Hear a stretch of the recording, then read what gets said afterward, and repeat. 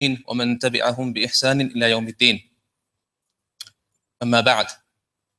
Respected brothers and mothers and sisters listening downstairs or at home, Assalamu alaikum wa rahmatullahi wa barakatuh.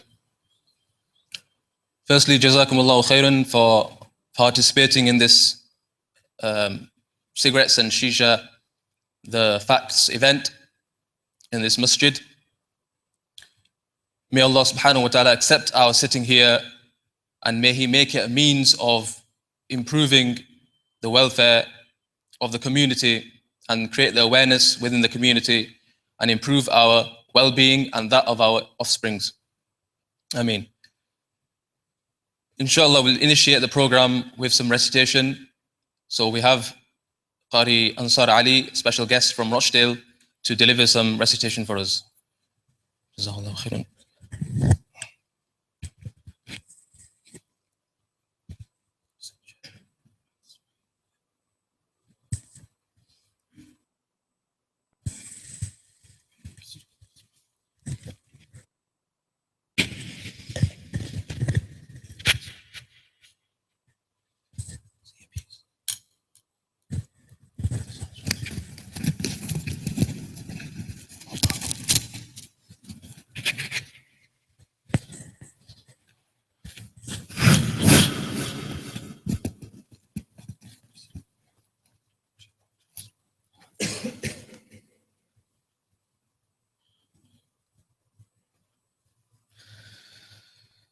أعوذ بالله من الشيطان الرجيم. بسم الله الرحمن الرحيم. الحمد لله رب العالمين، الرحمن الرحيم، مالك يوم الدين. إياك نعبد وإياك نستعين. اهدنا الصراط المستقيم، صراط الذين أنعمت عليهم غير المغضوب عليهم ولا الضالين.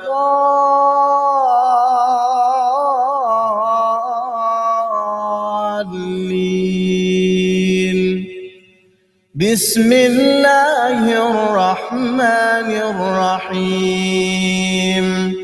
إن الذين آمنوا وعملوا الصالحات كانت لهم جنات الفردوس نزلا، خالدين فيها لا يبغون عنها حولا. قل لو كان البحر مدادا لكلمات ربي لنفد البحر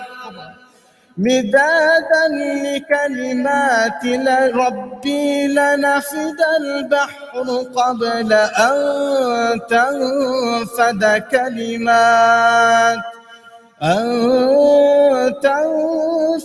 كلمات ربي ولو جئنا بمثله مددا.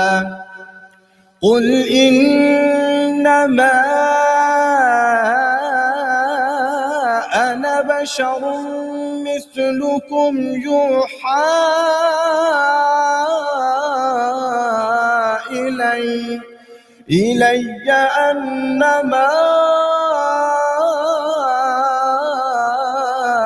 إلهكم إله واحد.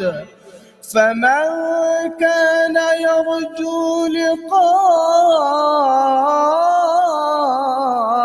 ربه فليعمل عملا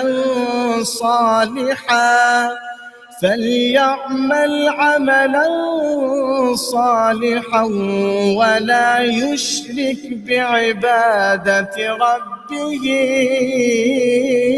أحدا. بسم الله الرحمن الرحيم. والضحى والليل إذا سجى ما ودعك ربك وما قلى وللآخرة خير لك من الأولى ولسوف يعطيك ربك فترضى ألم يجدك يتيما فآوى ووجدك ضالا فهدى ووجدك عائلا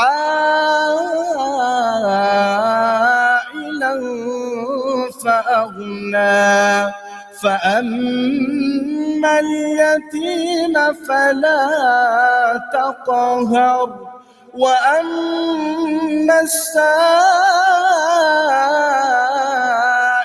فلا تنهر وأما بنعمة ربك فحدث صدق الله العظيم.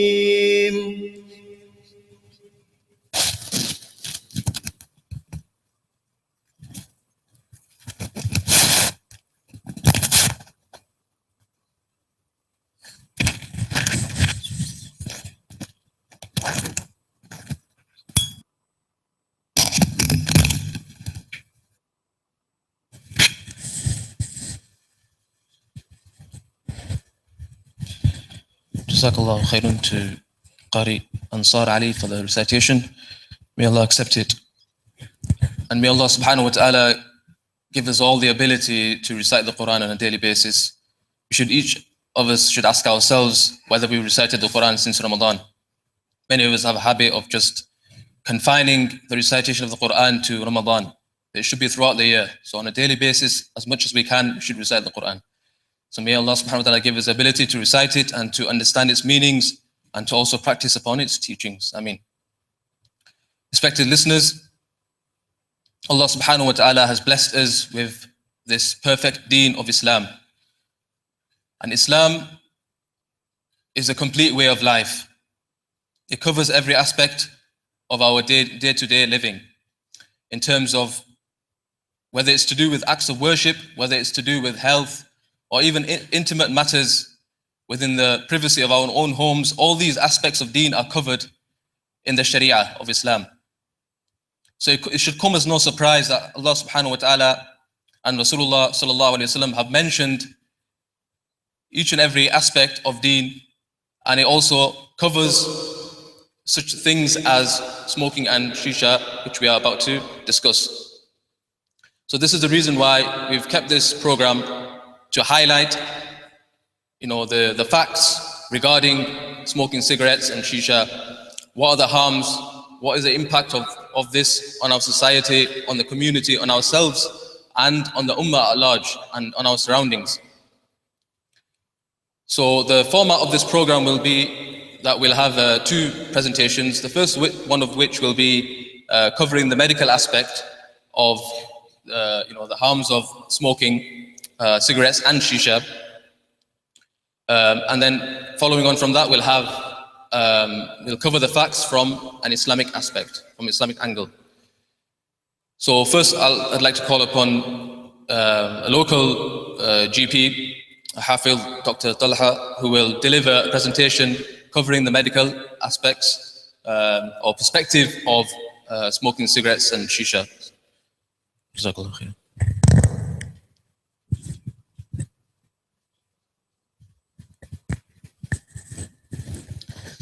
Bismillah ar-Rahman ar-Rahim. Firstly, I'd just like to mention it's brilliant to see so many that have turned up. I can see there's quite a few gaps here. It'd be really good if you could just come a bit closer. Plus, if there's any other, if there's text that's written there that's slightly small, it'd be easy to see as well if you're a bit closer. So I'd be grateful if you could just fill up all the gaps. Jazakallah khair. So, although the topic just mentioned that it's about cigarettes and shisha, when I do go into my presentation, I'm going to talk about concepts rather than just purely about cigarettes and shisha, because I think it's really important that I'm sure I can see in front of me that there's lots of very young people as well, I'm sure the vast majority of people here do not smoke or use any form of shisha. So I want to try and touch on aspects which are applicable to everybody, not just people who smoke. So we start off with smoking. Now, what I've done is I've just written a few short verses, which I think might just add a little bit more perspective to the topics that we're discussing. So we start with the about the general aspect about smoking. So, all right, what's up with smoking? It sends your voice croaking. Time to quit. Stop barking. Now let's start talking. What we're going to start talking about is the concept of smoking. Now, if you think about it, what are we actually doing when we smoke? When we smoke any form of, whether it's cigarettes or shisha or anything. Essentially, what we're actually doing is there's some tobacco leaves or something similar to that that's rolled up. Maybe it passes through a paper filter. Maybe it passes through some water, as in the case of shisha. But at the end of the day, what we're taking in is essentially, harmful substances which are actually nothing really. There's no nutritious benefit at all whatsoever. It's a concept which if somebody looked at it logically and rationally, it would not make any sense at all. But it's something that's ingrained in worldwide culture. Through whichever country you go to, there's a prevalence of smoking. It's usually more common in people who are who have other issues. For example, people who have emigrated from one place to another, or people who have suffered loss, or people who have who are economically challenged, and people in those kind of situations are more likely to smoke. But what we have to think about is we have to educate ourselves. What are we actually doing when we smoke? What are we actually doing? We're actually making ourselves subservient to a substance because we become addicted to it. So we're actually following a process of getting addicted to a substance, which means we then are dependent on something just to feel normal again. So we have to have it, or we have to have a shisha session just to feel normal again. So this is something that I want to try and emphasize. It's something that's self-destructive. It's something, why get into something which is harm upon harm, which is then very difficult to get out of again? Why not shun it in the first place? Why not stay away from it in the first place? That's why if we think about what it actually involves and how useless it is and how futile an activity it is, we should start to realize that, it's best to avoid all of these things. Now, we could talk about statistics all day, about how many people die and, it causes this many cancers and etc. This is all stuff that you can find on the internet. But suffice to say, one of the things that I want to mention about statistics is that there's approximately about 20% of the UK population who smoke at the present time, which is the lowest level it's been since records began. For example, in the 70s, it was roughly about 50%. So it has come down dramatically, but now it's sort of plateaued now. Not many people, it's not reducing much further. Why is this? The reason is that there are maybe about 180,000 people that stop smoking every year in the UK. Now, you think to yourself, that's brilliant, but why is this percentage not decreasing? And the reason is because there's approximately a similar number, maybe slightly less, that start smoking every year. And this is the crucial thing. Now, all of our efforts is usually focused on those people, trying to help them to quit smoking. Those people that are in their 50s and 60s, those people that are elderly, they've already got all the diseases that smoking can give them. They've got COPD, which is a chronic lung condition, which is basically where their lungs are all damaged practically beyond repair through all the smoking that they've done. They've had heart attacks in the past, or their blood vessels are diseased because of the contribution that smoking has made to them. So these guys are already towards the end stages, and they're the ones that are more likely to quit smoking. Now, it's good that they've quit even at that late stage, but it is quite late. The real focus should be on preventing people from starting in the first place. And the group that starts, the age group, it's usually people between the ages of 11 and 16, and typically around the age of 15. So that's the key group here. And there's lots of people that are in around that age. So, the real effort should be on you guys to try and stop you from starting smoking in the first place. Because, you know, and if you've already started and you're only smoking a few, it's important just to, while you're young, fit and healthy, to stop smoking before the permanent damage takes place in the years to come, and when it becomes very, very difficult to quit smoking. Now, we've got to think about the passive effect. The passive effect is where, you know, whatever our efforts are, however hard we try, we are almost always going to harm the people around us. Unless we're a hermit and we live in an enclosed space and never have any communication with anybody, and then we smoke, yeah, the only person we'll be harming is ourselves. But nobody's like that. We're all going to be in communication with our families, we're going to be in communication with our friends, with our colleagues, and we are going to pass on some of our, you know, the harmful effects of our smoking to them. And in relation to that, I've written this. Don't we realize just how unwise it is to let smoke rise and harm others' lives? You know, we've got to think about this concept, and this is the reason why we've started a campaign. As you may be able to see that there's a link at the bottom, which is a campaign it's a petition to try and effect a ban on smoking outside the entrances of public buildings, especially hospitals. Now, you've got to think to yourself, it's 2015, and in this year, in this day and age, we find that, you know, women, the elderly, you know, little children are all being harmed because there are a few irresponsible smokers who smoke outside these public entrances of public buildings.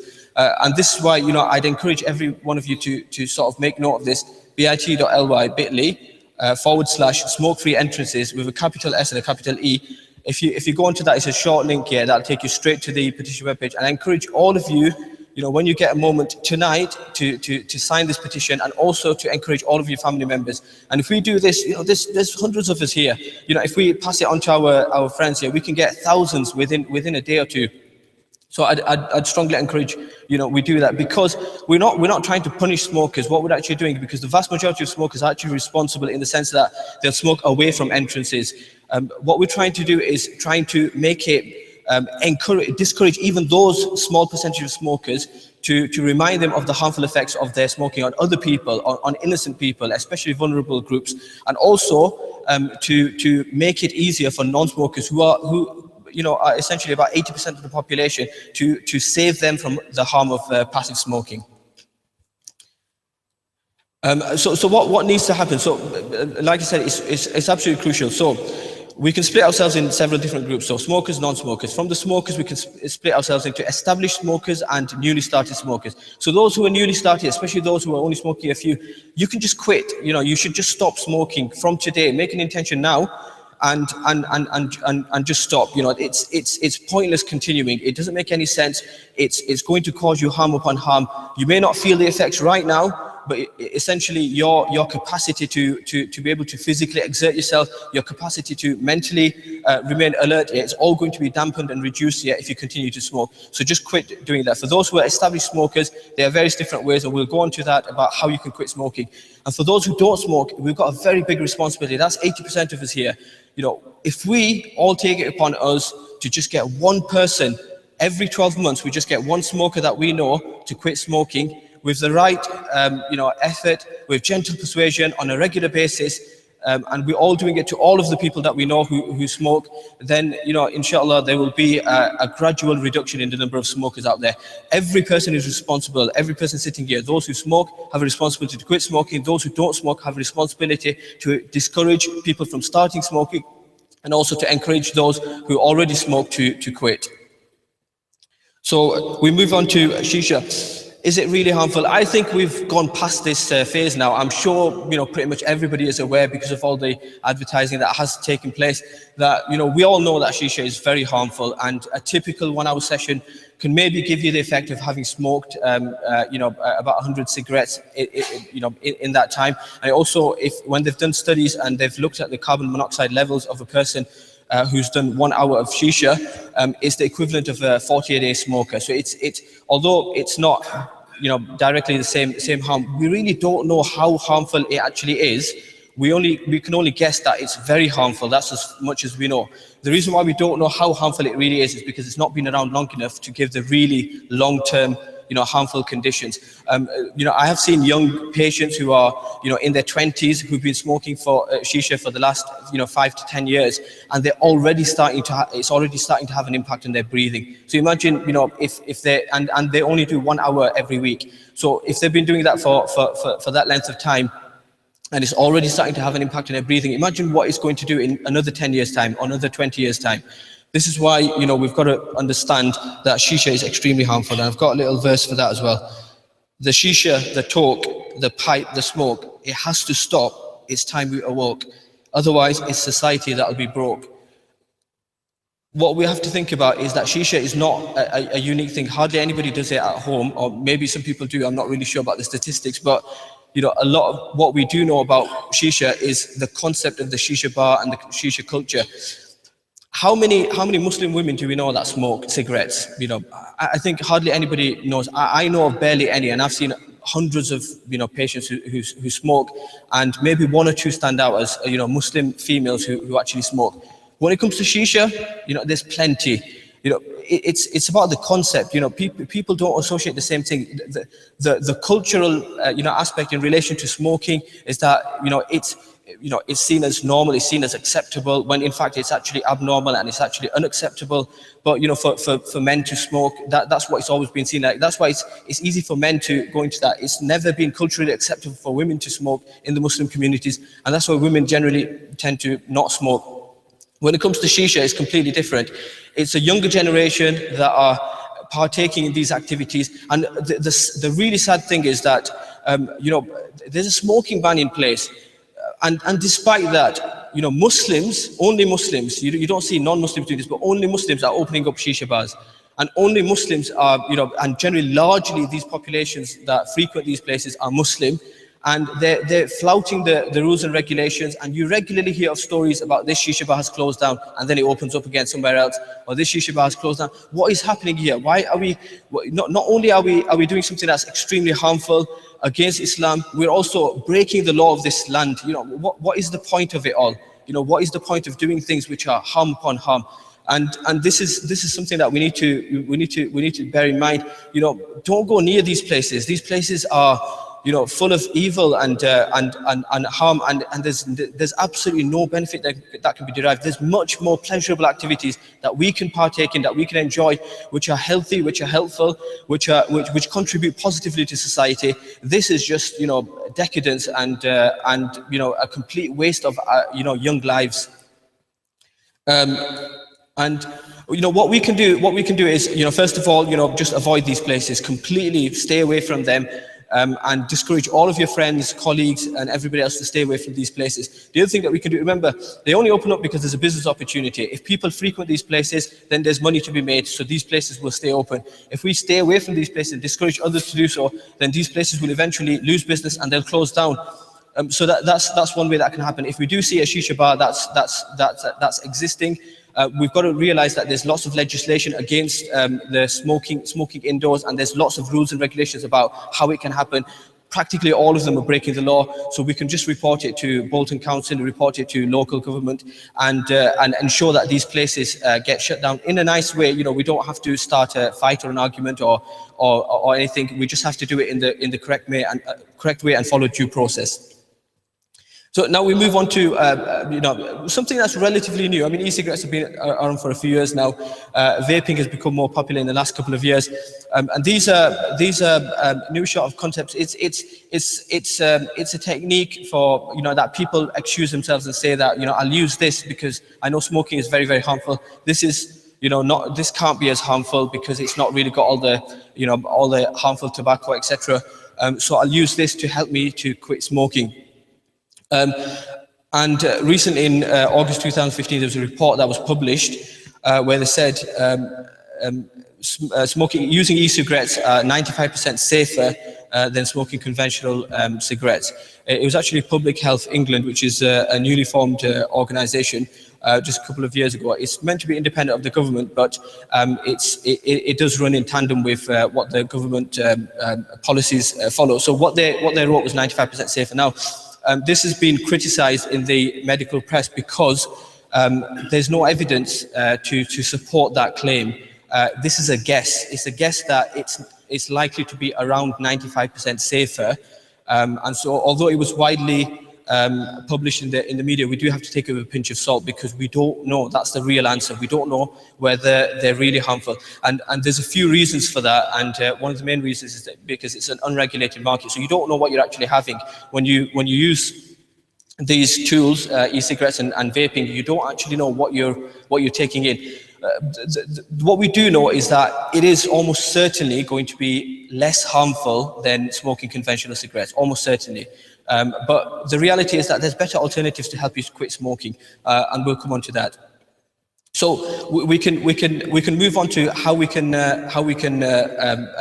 help ourselves to stop smoking. So we've got to think about the two aspects. We've got the physical dependence, that's the nicotine and all the other substances, and then we've got the psychological dependence. So when it comes to physical dependence, the nicotine is the addictive substance. Okay, so all we need to do is we just replace like for like. So instead of smoking a cigarette and doing shisha and all the other getting all the harmful things along with the nicotine, we just use nicotine replacement on its own. So it will actually dampen our craving. Now, some people find that even that's very challenging, so they might need to use things like Champix and Zyba. These are two medications that are used to, that work on the brain to dampen out the craving. So for those who really struggle, those are tools that can be used. And they can, all of this can be obtained through smoking cessation clinics. And I would strongly encourage all smokers, especially those that smoke more than 5 a day, or those that have previously attempted to quit smoking and have not been successful, to go to their local smoking cessation clinic. And if you don't know where it is, or if you don't know how to get access, there's some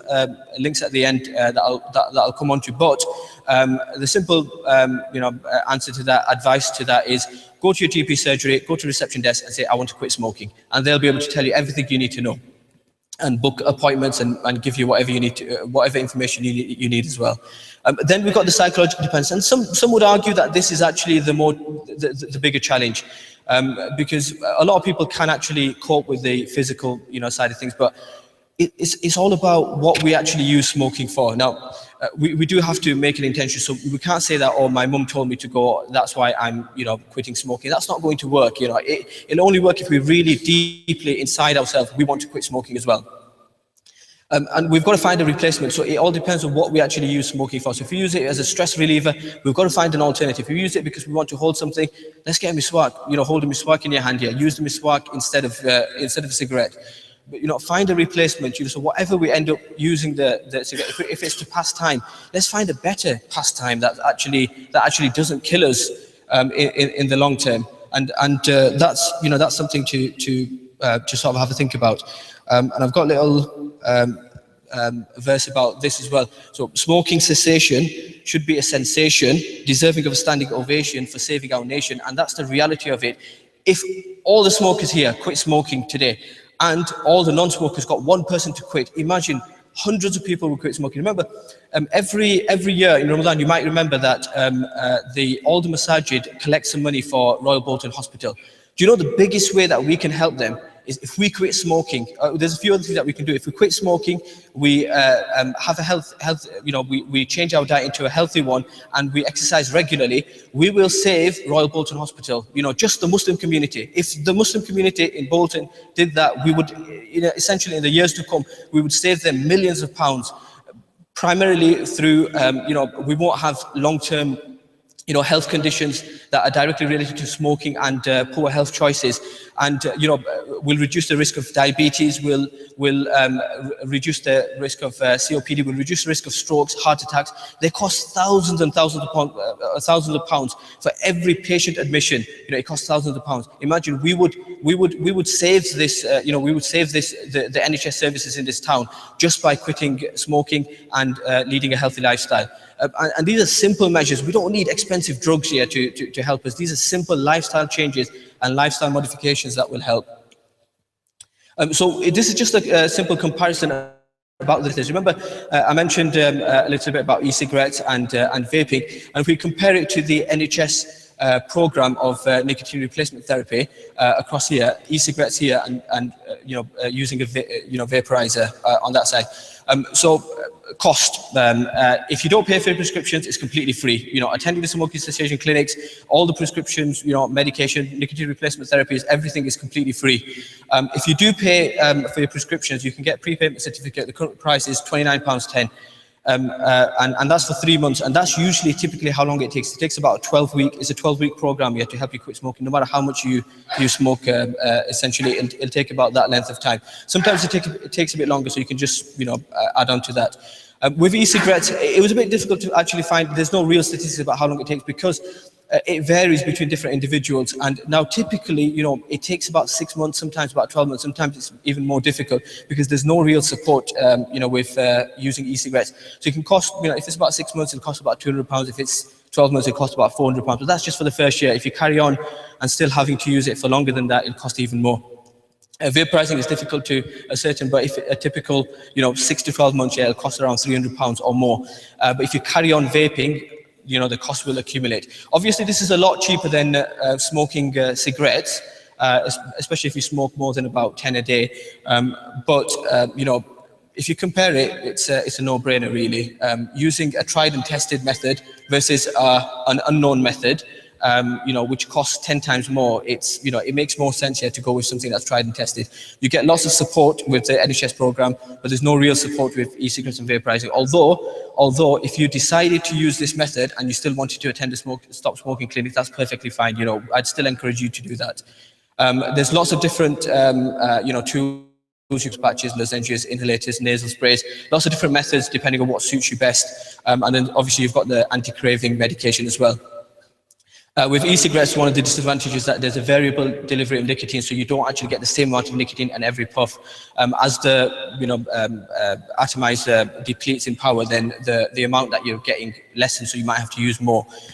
Whereas with this, there is a regular delivery of nicotine, and there's lots of flavors, which is why sometimes maybe it's more popular. But the overarching concern here is one in relation to safety. We don't really know what the long-term effects are, what the long-term harms. So why don't we just go and stick with something that we do know a lot about, which is far cheaper and more reliable in helping you quit in a shorter duration of time. So finally, the take-home points. All methods of smoking is harmful, whether it's shisha, cigarettes. We know that. We don't need to dwell into that. The fact is, we do need to quit if we do smoke. So the best method is attending a stop smoking a clinic and using nicotine replacement therapy, which the NHS will provide to you to help you stop smoking. And remember, if you don't smoke, don't be shy to remind a smoker to stop. Don't just carry on in your circles and one person lights up and you just carry on talking. No, move yourself away from that situation. So it sends a message that it's unacceptable to light up and smoke a cigarette in the presence of other people, and it'll discourage that person from smoking in the future. And I've got a couple of verses for that as well. Today at Masjid Zakaria, O people from near and far, let us declare against cigarettes and shisha. When it's something this wrong, we've got to be focused and strong. The journey need not be long. Intend now with heart and tongue. And I hope you have found this useful. There's a few links here. This presentation will be available on the Well-Wishers website, which is wellwishers.org.uk. So you can get these links through there, and it's easy to search for it on Google. Again, a reminder about signing this petition. bit.ly/smoke-free entrances with a capital S and a capital E. So I'm hoping that all of you will go home with some information about in relation to the medical aspects, and I'm really hoping that each of you can sign this petition and also encourage all of your friends and family to do the same. So that concludes my part of the presentation. Now we'll move on to the Islamic perspective, which Mufti Muhammad Suhail will now present.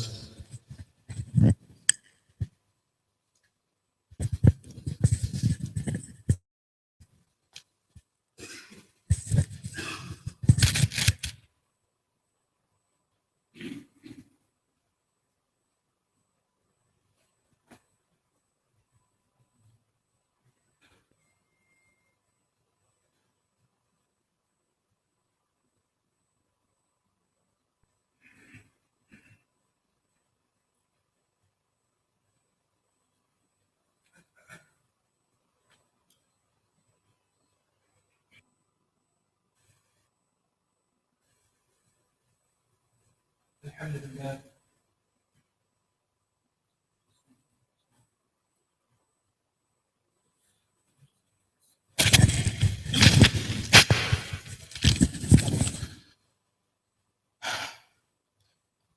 لله الذي أحل لنا الطيبات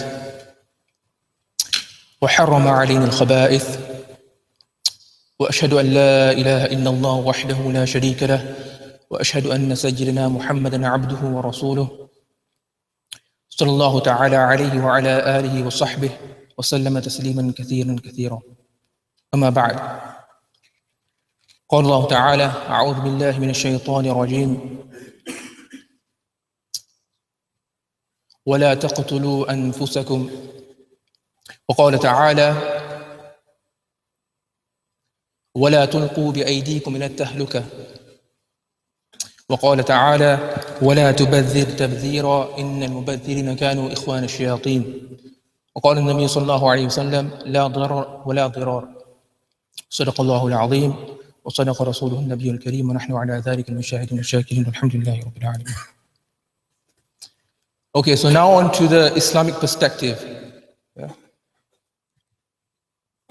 I'm going to touch upon some key areas in terms of the harms of smoking. So I'm going to talk generally about smoking. So it will cover cigarettes, shisha, tobacco pan even, and all the other types of substances that people normally take. Sometimes there will be something specific to cigarettes or something specific to shisha, but generally we will talk about smoking. So there are 5 key areas. So we have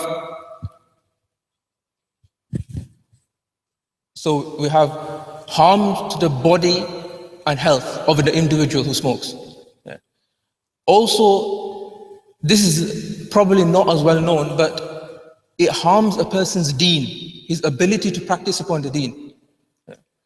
Number 3, harm to other people in a number of ways. Harm to one's wealth, in other words, the wastage of wealth, and harm to the society and environment. So firstly, let us discuss about health in Islam. What does Islam have to say about health? What did Allah subhanahu wa ta'ala mention? What did Rasulullah sallallahu alaihi wasallam say about health, about healthy living? So firstly, understand that the body which we have, is not ours to do with what we wish and as we wish. Rather, it has been entrusted to us. It has been entrusted to us by Allah subhanahu wa ta'ala to use in a particular way, to worship Him, to look after that body. It has a right. Inna li jasadika alayka haqqa, as Nabi sallallahu alayhi wa sallam mentioned, which inshallah I'll refer to in a short while. The body has a right upon you. Has a right over you. So we should look after our bodies. We'll find, if we look at the Quran, the Hadith, we'll find that there is a very strong emphasis in looking after our bodies, in looking after our health.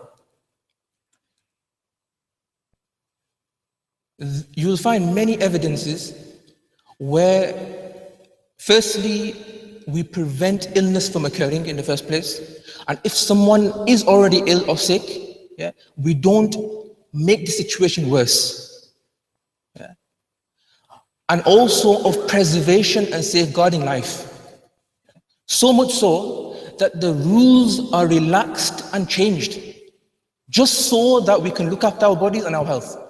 Let me give you a few examples. To keep it short, I'll only give 1 or 2 examples, otherwise there are plenty of examples. Something is haram. Something is haram. Allah subhanahu wa ta'ala mentions something being haram, and in the same verse, after mentioning those things which are haram, Allah subhanahu wa ta'ala mentions فَمَنِ اضْطُرَّ غَيْرَ بَاغٍ وَلَا عَادٍ فَلَا إِثْمَ عَلَيْهِ. So if someone is majboor, if someone is forced to, out of circumstance, out of necessity, then there's no sin upon him in consuming those haram things.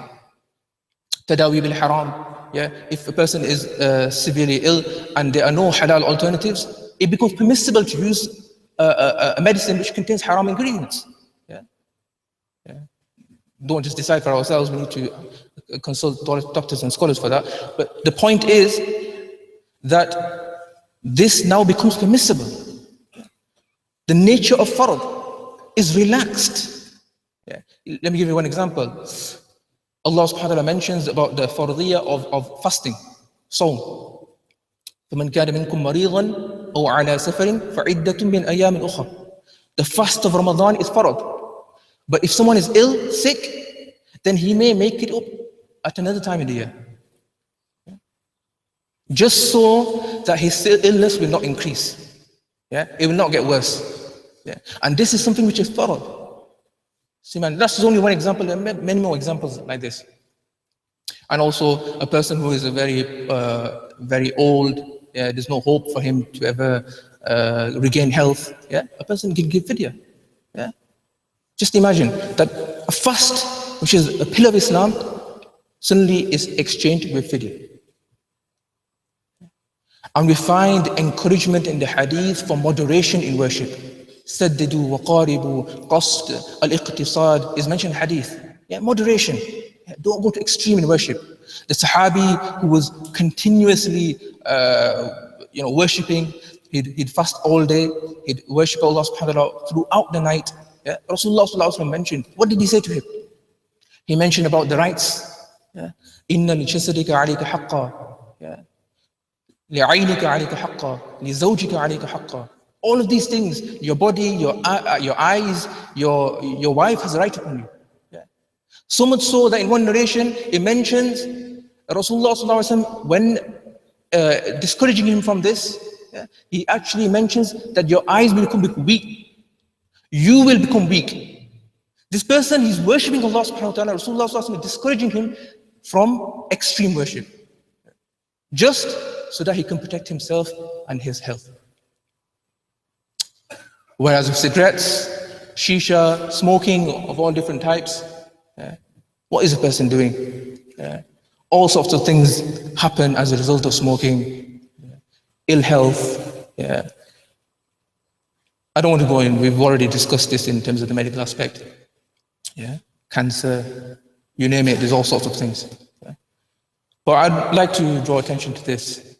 It's a slow form of poison. It doesn't happen immediately, but over a period of time, a person is killing himself.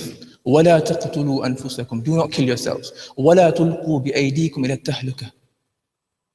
Do not throw yourself with your own hands into destruction. And the Rasulullah sallallahu alaihi wasallam mentions about poison. مَنْ شَرِبَ سُمًّا. When a person drinks poison and he kills himself, then this person حَسَّاهُ فِي نَارِ جَهَنَّمَ خَالِدًا مُخَلَّدًا فِيهَا أَبَدًا. He will be drinking poison, he will be consuming poison in the fire of Jahannam forever and ever. Subhanallah. What? Al-iyadu billah. Allah subhanahu wa ta'ala protect us. This is poison. When a person kills himself. And although it is not immediate, it is most definitely a person is contributing towards his death.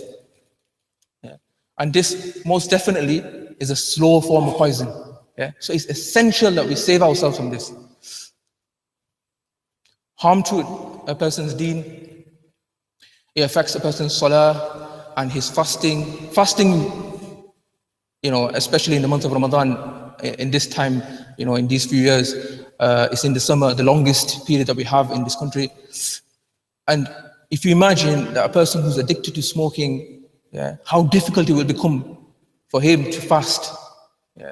He'll probably look for, I won't say this for everyone, but he'll probably look for excuses to avoid fasting. Because it's such a long fast. So he'll struggle in that fast because of the addiction to smoking.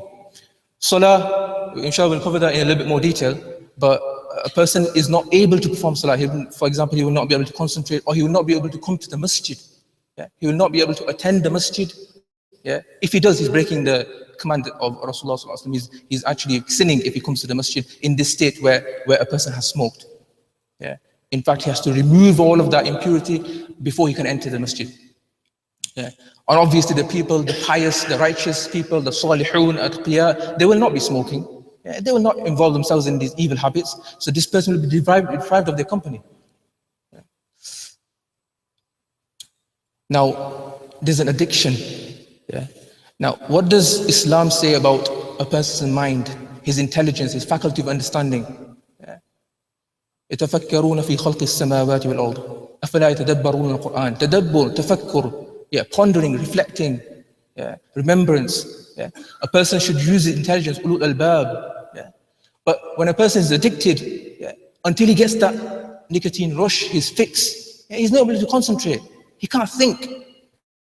This addiction, so a person becomes a slave. A person becomes a slave to his addiction, his smoking habit. And this goes against the concept of what a Muslim should be. He should be having control of the faculty of understanding and be able to think, so that he can ponder upon the creation of Allah subhanahu wa ta'ala.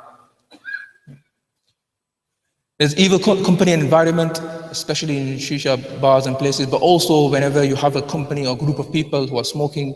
This in itself, that is jalis as-su'. This is an evil companion at that moment in time, and that group is committing an evil act. Two subtle points that I wish to highlight. When you talk about evil company, Rasulullah sallallahu alaihi wasallam mentions jalis as-su'. And he gives the similitude, an example. Jalis as-su', an evil companion.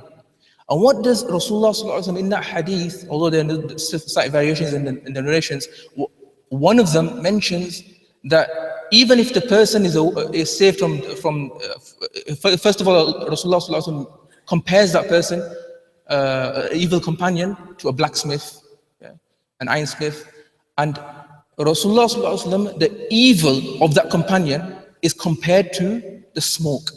It should become min dukhani. Dukhan, the word dukhan is used. So imagine that the evil, the similitude is given with evil, between evil and smoke. So this smoke is not a good thing. Think, understand. In the verse in Surah Al-Ghashiyah, Allah subhanahu wa ta'ala mentions that the people of the fire of Jahannam, their food, لَيْسَ لَهُمْ طَعَامٌ إِلَّا مِنْ ضَرِيعٍ. There will be nothing except a thorny plant, which they will consume. And what is the sifat, what is the quality of this? لَا يُسْمِنُ وَلَا يُغْنِي مِنْ جُوعٍ. لَا يُسْمِنُ وَلَا يُغْنِي مِنْ جُوعٍ. Neither will it nourish them, nor will it remove their hunger. That is smoking. No benefit whatsoever. No nourishment. Does it remove hunger? This, just think and understand. There are so many points. If you look deeply, there are so many angles that we could look at. And every single angle, every single aspect, we can see that smoking has no role, no place in the life of a Muslim. Or should not do.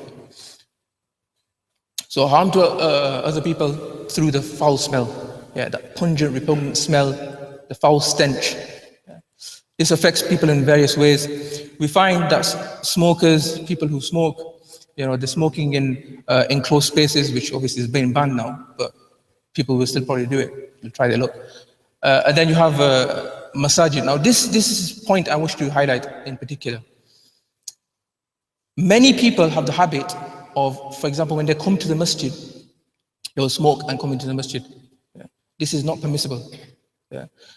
Rasulullah sallallahu alaihi wasallam in various ahadith has forbidden people from coming into the masjid when, obviously in that time we didn't have smoking, but something which is actually nourishing, something, a food, garlic and onions, for example. When a person consumes garlic and onions, then he is not allowed to come to the masjid. Raw garlic and onions, because of the smell and because it will affect the people around him. He's not allowed to come to the masjid. فَلَا يَقْرَبَنَّ مَسْجِدًا. Not just not enter the masjid, not even come close to the masjid. فَلَا يَقْرَبَنَّ مَسْجِدَنَا or masajidana. Do not come near our masajid. That is the order from Rasulullah sallallahu alaihi wasallam for a person who has consumed garlic and onions. And smoking is far worse than garlic and onions. In fact, other narrations also mention more points. Until the smell has not gone away. One hadith, one narration mentions, وَلَا يُؤْذِنَا بِرِيحِ الثُّومِ. Do not harm us, do not annoy us, do not hurt us, do not offend us with the smell of garlic. And this is mentioned about garlic. It goes even further. Another narration has it that the person who comes into the masjid, he should not come near the masjid when he has consumed garlic and onions. Why? Because in the masjid, who do we find? Angels. Angels, إِنَّ الْمَلَائِكَةَ تَتَأَذَّى مِمَّا يَتَأَذَّى مِنْهُ بَنُو آدَمَ. That the angels are harmed by those things which harm human beings. And I can definitely tell you that all angels are non-smokers. So they will be harmed by smokers coming into the masjid. So, and it goes even further. We have one narration which mentions that a person was found in the masjid who had consumed garlic, and Rasulullah ordered him to be taken out of the masjid by his hand, taken out of the masjid, and not just placed outside the masjid, but all the way to al-Baqi. فَأُخْرِجَ عَلِ الْبَقِي. Keep our masajid pure and clean. The sanctity should be retained. Our masajid and the surrounding area should be pure and clean from this filth. We must understand and understand that this filth should be nowhere near our masajid. And this affects all the people who come near. Imagine the musalloon, the people who want to come into the masjid. They are harmed, they can't even come into the masjid without being assaulted by the smell. What does Islam teach us? Islam teaches about cleanliness, purity, goodness, tayyibat. These are things which are made halal and which are encouraged. For example, you have siwak, miswak. لولا أن أشق على أمتي لأمرتهم بالسواك. Rasulullah sallallahu alaihi wasallam has mentioned that if it were not for the fact that I would cause a burden upon my ummah, then I would have commanded them to do miswak before every salah, at the time of wudu and so on. So instead of a miswak stick, we have a cancer stick. Instead of promoting oral hygiene and cleanliness, which Islam promotes, we have people who come into the masjid before salah, or just in general, when we talk generally as well about smoking, intentionally we are consuming filth. We are consuming poisonous chemicals and toxins, and they seep inside and go inside the body and destroy our insides. Just imagine. From this we can understand how this act is totally alien to Islam. As I mentioned before, it should have no role in the life of a Muslim. A Muslim should be 100 miles away from this. Even worse than the smell, passive smoking, secondhand smoke. So a person is smoking and the person nearby, not only is he harming himself, لا ضرر ولا ضرار, it should not be, neither should it be harm nor reciprocated harm. In other words, we shouldn't harm ourselves, nor should we harm other people. So a person is harming someone else, actually, effectively, in a sense, assaulting that person. And people go out on the streets and they smoke away, without care in the world, and people think nothing of it. It affects family and children. As any person will know, when you have a smoker in the family, imagine the suffering that they have to go through inside their own homes because of the smell. Now, normally, you know this, priority over necessities, normally in the past I used to say that it doesn't happen so much in this country and perhaps in the third world. But if you look around us, we have so many food banks and people on the poverty line, people choosing between eating and eating. Priority over necessities. If a person is addicted to smoking, he will actually give priority to that over other things which are necessary for him and his family. So food, heating, bills and so on, and even rent. Waste of wealth. This is something which people don't really talk about as much. But Islamically speaking, the squandering of wealth, the wastage of wealth, is a haram act.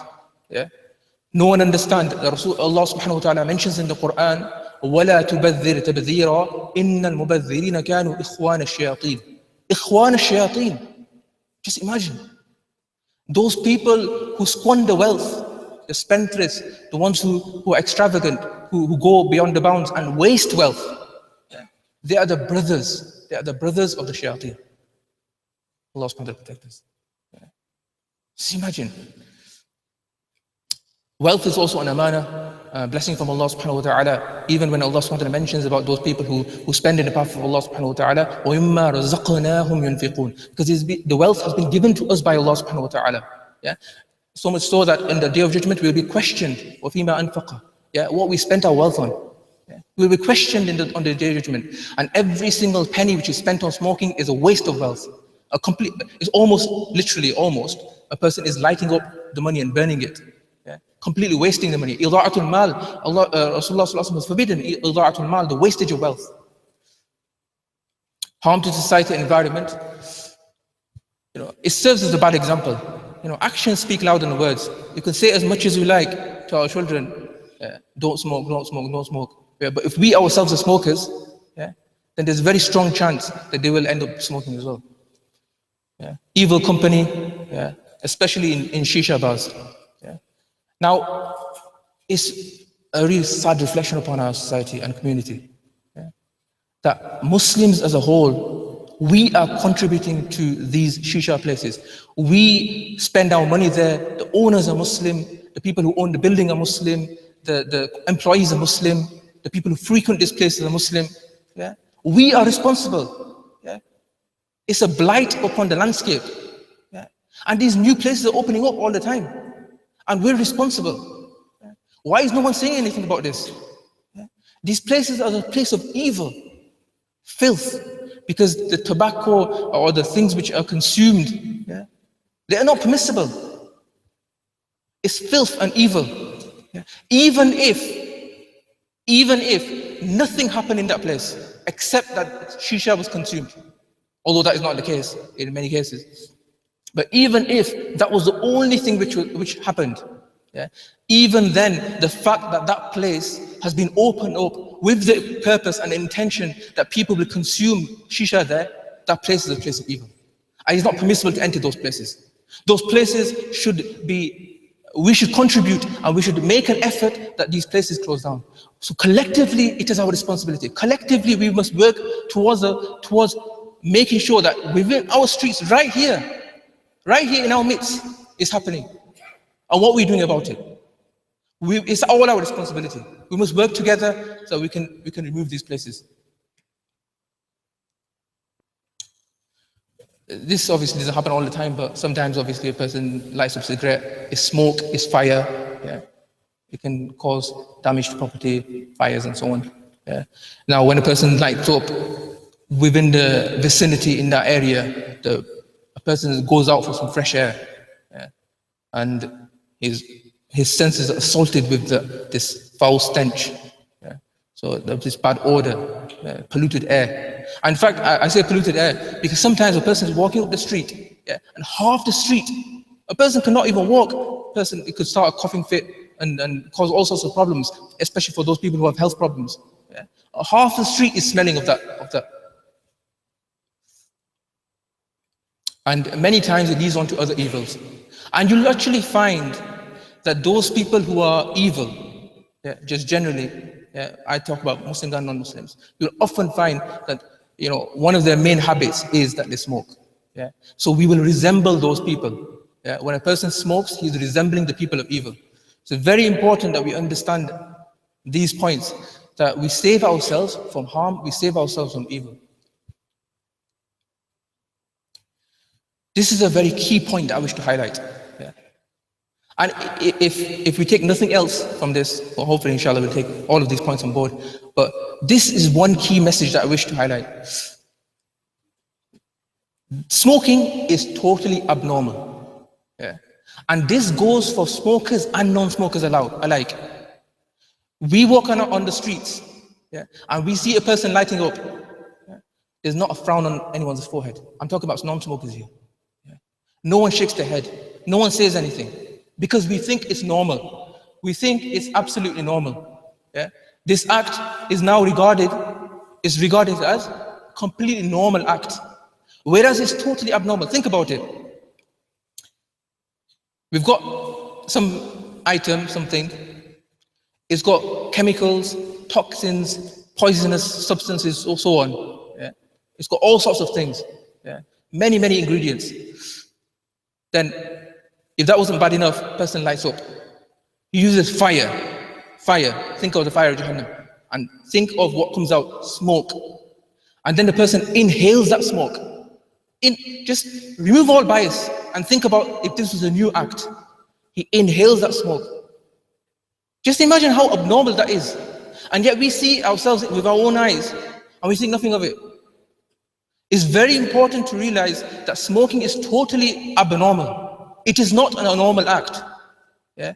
And it is very important for everyone to recognize evil as evil. How are we going to do nahy an munkar if we don't even recognize evil as evil?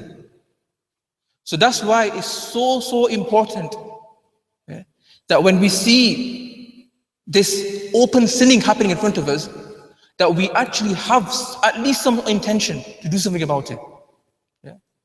And obviously if it's someone you can easily influence, then we should forcibly make an effort to remove them. Now, from an Islamic point of view, ways to quit. I know we've already talked about, from a medical perspective, how we can stop smoking. Of course, do all of those things is very important. But at the same time, obviously, our deen teaches how we can quit these things. So, firstly, we must acknowledge the problem. Yeah? I find when I speak to people that they have this kind of attitude. Sometimes it's kind of like, even from an Islamic point of view, they see no problem with it. Yeah? Or they think it's only makruh. Yeah? It's only disliked. Yeah? Whereas they've totally failed to understand the problem. Yeah? So we must recognize that there's a problem first. That's the very first step. Yeah? Unless a person doesn't recognize the problem, how is he actually going to make an effort to quit? So have the firm intention and resolve, yeah, to quit. Yeah? Place trust upon Allah subhanahu wa ta'ala. وَإِذَا عَزَمْتَ تَوَكَّلْ عَلَى اللَّهِ. Yeah? Have trust upon Allah subhanahu wa ta'ala. Allah subhanahu wa ta'ala loves those who have reliance upon Him.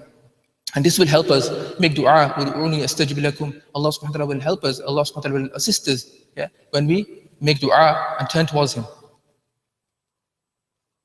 Avoid bad company. And this includes people who are otherwise good, yeah, but in this particular habit, they're involved in this particular habit. So it's very important that when they're smoking, we move ourselves away from that company. It's very, very important. Yeah? And adopt good company. Yeah? This goes for anything, for anything. It's good. Just generally, we should adopt good company. It's good for us.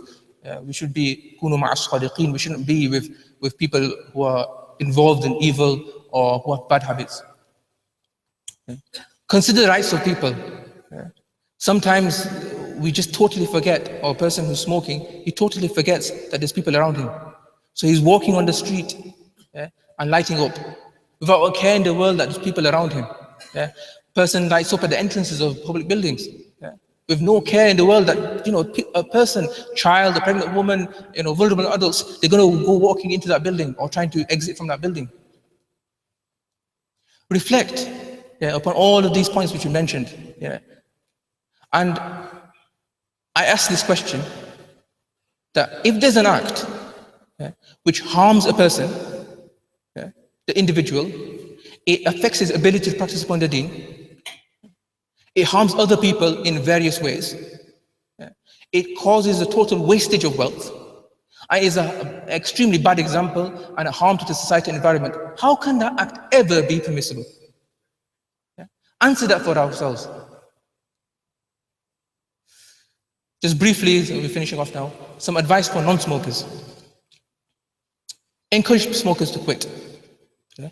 Because, you know, it's our responsibility and duty. Yeah? Nahy an munkar is a duty for everyone. Yeah? Especially for those people who you can easily influence. It's extremely important that we make a concerted effort that those people stop smoking.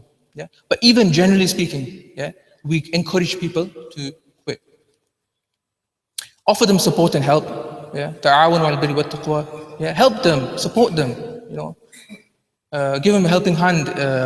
You know, encouragement and so on. Yeah? It's important though that we don't use those kind of words which can hurt someone. Yeah? Don't embarrass someone, don't humiliate someone, don't belittle someone. Yeah? It's very important. Yeah? Use nice words, gentle words. Yeah? Adopt tact and wisdom. Yeah? بالحكمة والموعظة الحسنة. Yeah? Don't just use all sorts of harsh words. Yeah? So, imagine that Musa alayhi salatu wasalam and Harun alayhi salatu wasalam, the best, Anbiya alayhi salatu wasalam, the best of the creation, and they're going to the worst, Fir'aun, and what does Allah subhanahu wa ta'ala say? قُولَ لَهُ قَوْلًا لَيِّنًا. Use soft, gentle speech. لَعَلَّهُ يَتَذَكَّرُ أَوْ يَخْشَى. So that he may take heed, he may fear Allah subhanahu wa ta'ala. So likewise, we use soft words, we use gentle speech to try and encourage people or discourage people from smoking. Okay? And just a reminder of petition, if you go back and think about what I mentioned about the masajid in particular, and obviously think about hospital. When you go outside Bolton Hospital as well, we have people smoking right there in the entrance. And everyone wants to go in and out, and they have to suffer, the harmful effects of that smoking. So this petition, we've created up this petition so that, just a reminder of the link, bit.ly/smoke-free entrances. All one word, no hyphens, no spaces, capital S and capital E for entrances. Okay. So that pretty much concludes the presentation, and we've left obviously some time, hopefully, inshallah, for questions and answers. So if anyone has any questions, feel free to ask, whether from an Islamic point of view, whether from a medical point of view. You're more than welcome to ask. I pray to Allah subhanahu wa ta'ala that He gives us the ability to have the understanding of the deen, and gives us practice. You ask a question.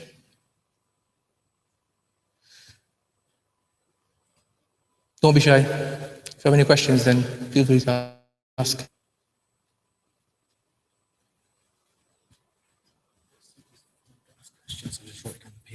Okay. I need some time. How long? What time? How long? 20 minutes. Okay, fine.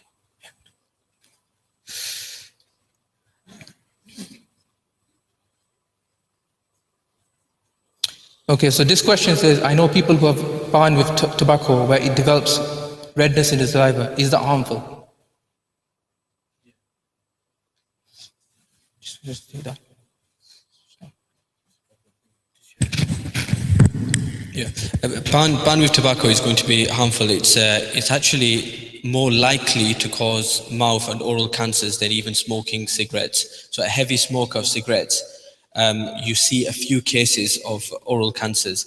But users of ban who chew ban, it's very common to see oral cancers, and not to mention the state of the teeth is pretty atrocious, even for the strong-willed and strong-hearted. So it's really important to realize that it's any form of tobacco consumed in any way, shape, or form is going to be harmful. So this question says, a person who is hooked on hookah or shisha may defend himself herself. What advice can I give? And the second question is, what is an alternative for those who are hooked?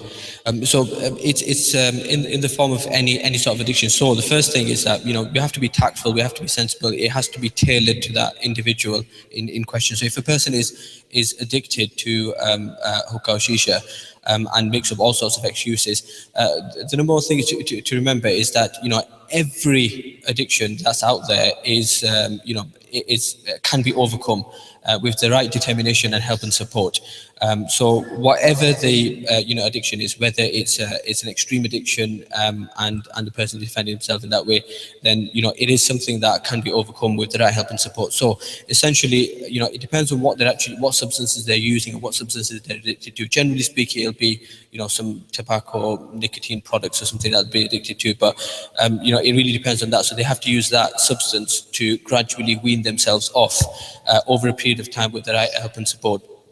Obviously, we can make a dua for them and just keep gently encouraging them. Now, another thing that that I didn't really mention was that the strongest evidence that we've got to try and encourage someone who has an addiction like smoking cigarettes is a process called brief intervention, which is where on every occasion and every opportunity we give a small piece of advice to try and discourage them from or encourage them to quit smoking. So, in relation to a person who's addicted, it's not going to be easy. It's going to be very, very challenging, even dealing with that person and even dealing with their addiction. And they'll have lots of downs in the process of trying to quit. But if they are determined themselves to try and quit, that's the first thing that we should, try and get them to, be determined to quit. If they're not determined to quit, then that's the focus of our effort. We shouldn't be trying to work out a way of how they can come off this hookah. It should be on, making them have that intention coming from themselves that they need to quit. So if we discourage them with the harms of shisha, the unknown long-term effects, and how it's akin to very heavy smoking, then that's a start, and then we can carry on from there. There's a web link as well, quitshisha.com, which has a lot more information about the harms of shisha and methods on quitting as well. So that can be used. And I said, what is an alternative for those who are hooked? I mean, we have to replace, if we want to replace an addiction with another addiction, we should replace a harmful addiction with a good addiction. So if we want to be addicted to something, we should attach ourselves to, things that are beneficial. So when it comes to, general things, so in terms of physical activities, so exert ourselves in certain physical activities which we find pleasurable, and so someone might enjoy swimming, someone might enjoy group activities like football or other sports. So engage ourselves in that as a replacement, so as a stress reliever or whatever we use hookah for. The other aspect of it is that we can when we run our own homes and environments, we should obviously, we're Muslim, we should do acts of worship. So we should engage ourselves in the recitation of the Quran, in the in making dua, in praying salah, and this is something that's a very good tool that we can use. And there's evidence to show as well that people who are religious, people who are attached to their deen, can actually overcome addiction and problems more easily than somebody who's not. Primarily because they can use their religion, they can use their connection with Allah subhanahu wa ta'ala, they can use their connection with Islam to help them to quit an addiction.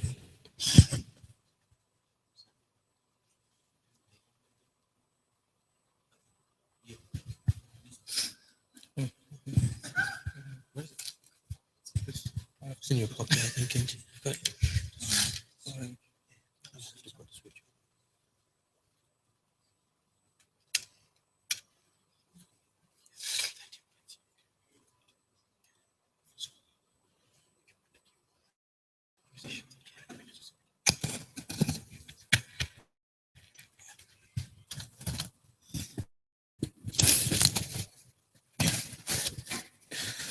What's this one?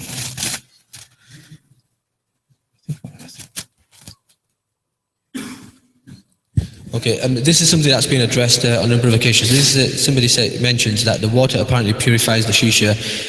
Is there any reality? No, it's completely false. This is something that's been well established, and it used to be a common misconception, but I think most people are now aware about this, that if anything, it actually concentrates the tobacco, and that's why we find that somebody who uses hookah or shisha, where the tobacco is filtered through a water system, actually comes out the other end having much more of an effect than somebody who just directly smokes a substance. So it's completely false. Yeah, the water doesn't purify anything; it actually concentrates things and makes things worse.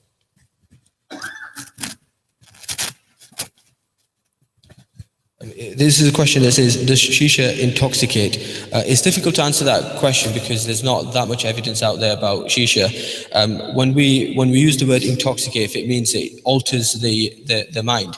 It's probably similar to something that takes place when somebody smokes a cigarette. So if somebody is very hooked on cigarettes, they can become very irritable and cranky if they haven't had a cigarette. And you'll find that, as we mentioned earlier about the long fast in Ramadan. So somebody who smokes will find themselves challenged in trying to keep themselves, relaxed and settled, because that's part of the withdrawal of the nicotine effect. So something similar may happen to people who are hooked on shisha, but in terms of a direct intoxicant like cannabis or alcohol, there's no real evidence to show that it does. It has those mind-altering properties like that, but it probably will do something similar to cigarettes, depending on how much shisha somebody uses.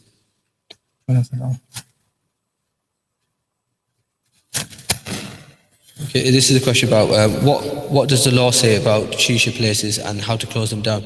Like I mentioned, smoking in enclosed places is illegal, and there's if you search online, you'll be able to find some advice about what the legislation says specifically about shisha bars.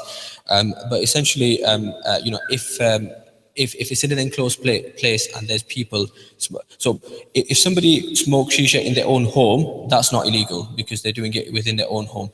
But if somebody does it, in an enclosed place where people gather and in a business, as a business, then that's illegal. And there's certain regulations about how much of the it has to be exposed. A certain percentage has to be exposed to the outer air for it to be legal. I'm sure they'll try and ensure that they fulfil some or all of those rules and regulations. But the reality is, what we should do is that, generally speaking, they do break the law, so we should just report them to the council or to local trading standards, etc. And in that way we can certainly close them down. The other way that we can do it is, essentially, if nobody goes there, then they're going to close down anyway. So that's why we should make sure that everybody here and anyone that we do know who frequents these places is discouraged to attend those places, and that's the best way to get them all to close down.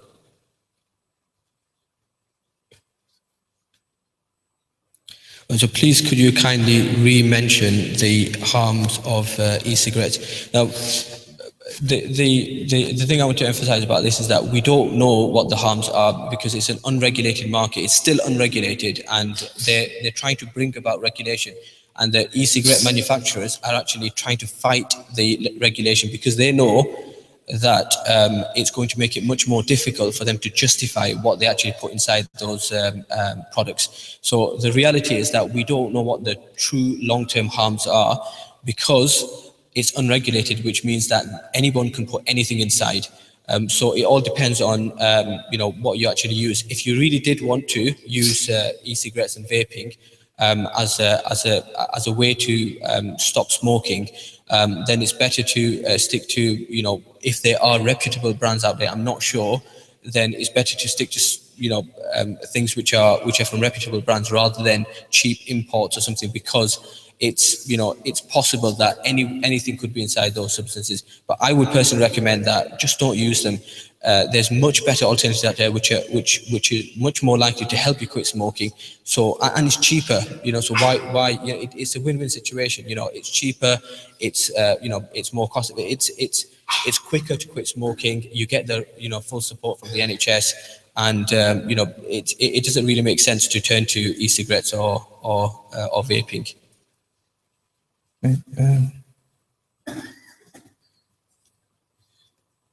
I'll just answer one or two questions.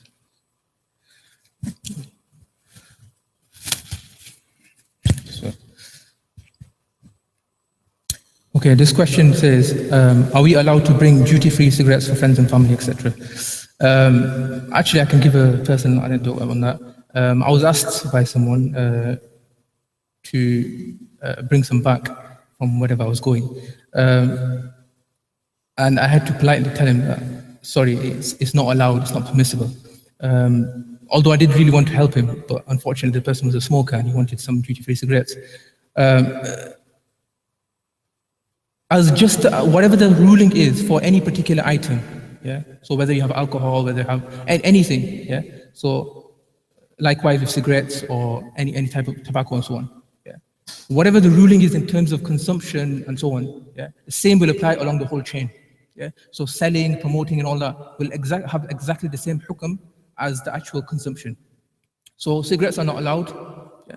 So likewise, purchasing, yeah, and i'ana ala al-ma'siyah, yeah, to help someone in evil and sin. وَلَا تَعَاوَنُوا عَلَى الْإِثْمِ وَالْعُدْوَانِ.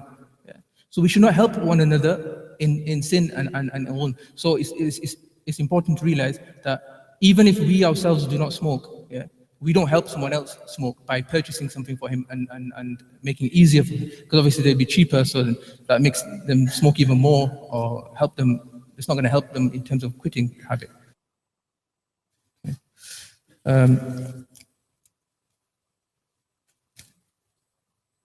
Is shisha haram? Yeah, there's no music, women, etc. accompanied. So in other words, there's no intermingling, there's no music, and it's just a shisha bar. I think I've already mentioned this, and I've already touched upon it. Just the act of shisha, consuming shisha, because it's harmful, yeah, it's not permissible. That's the bottom line. Yeah. And like I mentioned, that the place, the shisha bar, and let's be honest with ourselves, yeah, this shisha bar is effectively a pub. Yeah. Okay, one serves alcohol, this one serves filth. Yeah. But otherwise, it's a public place, it's a pub. Yeah. It's an Asian pub, if you like. Yeah. I won't call it Muslim pub because Islam doesn't allow these things. Yeah. It's an Asian pub. That's what it is. Yeah. And no one recognizes it as such. Would we enter a pub? Likewise, would we enter a shisha place? No. And nowadays, we have these dialer shisha, you know, people are hiding shisha kits, yeah, in their weddings and functions. Yeah. This is not allowed. Yeah. So even if we don't go to the shisha places, we shouldn't bring these things to our own homes or to our places and places where we celebrating or having, you know, a get together. And people go out to these places to discuss things or to just go out and let's have a shisha. Yeah.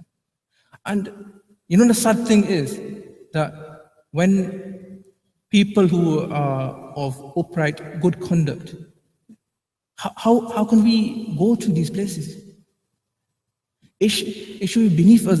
We cannot imagine that, you know, that we go into a place of evil and filth. Because we have to recognize this poison, these toxic chemicals as filth and as evil. It is not a good thing. وَيُحَرِّمُ عَلَيْهِمُ الْخَبَائِثِ. Know and recognize tobacco and all sorts of smoking as khaba'ith. Yeah? And Allah subhanahu wa ta'ala clearly mentions in the Quran, وَيُحَرِّمُ عَلَيْهِمُ الْخَبَائِثِ. Yeah? So shisha inherently, yeah, even if there was nothing else, inherently shisha in itself is harmful, so therefore it is not permissible.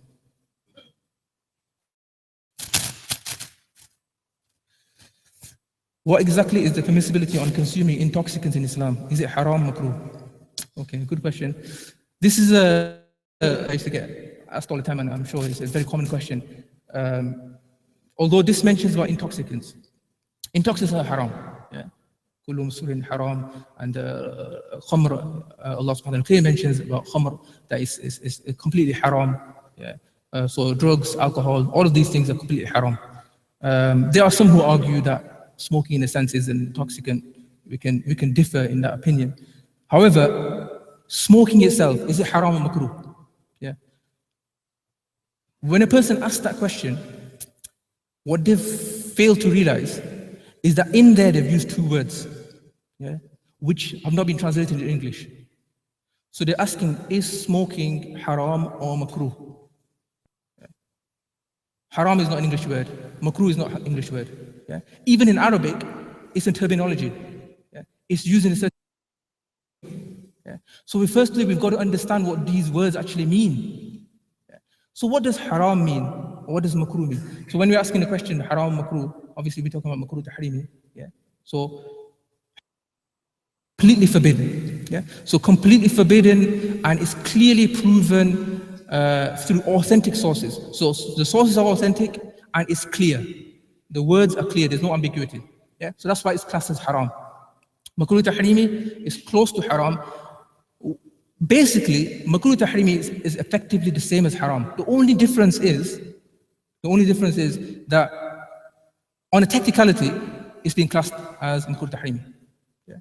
So if you actually look throughout the world, generally speaking, the Arab scholars more or less they'll just declare smoking is haram. Yeah, fair enough. They're entitled to that, and that's perfectly valid. Yeah, they have clear proofs from the Quran and Hadith. It's very clear. Yeah.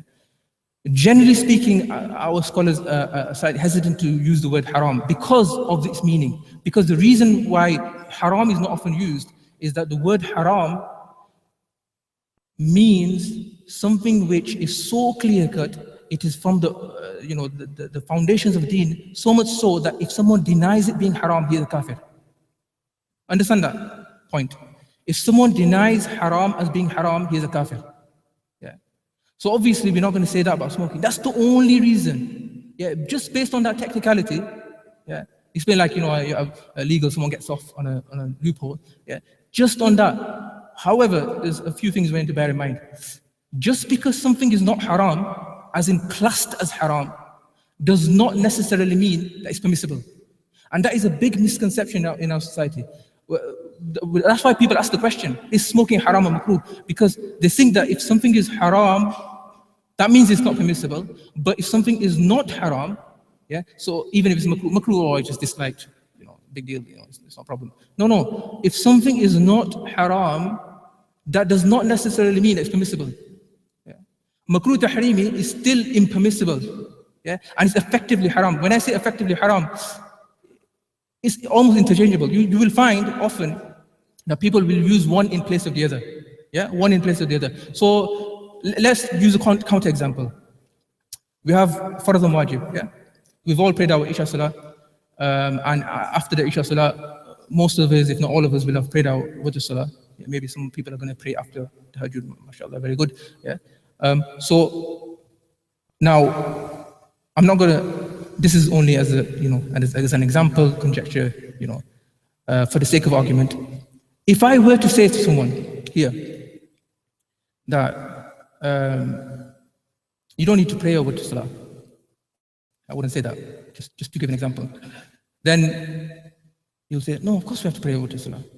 It's important, it's necessary. Yeah. This is according to Hanafi fiqh.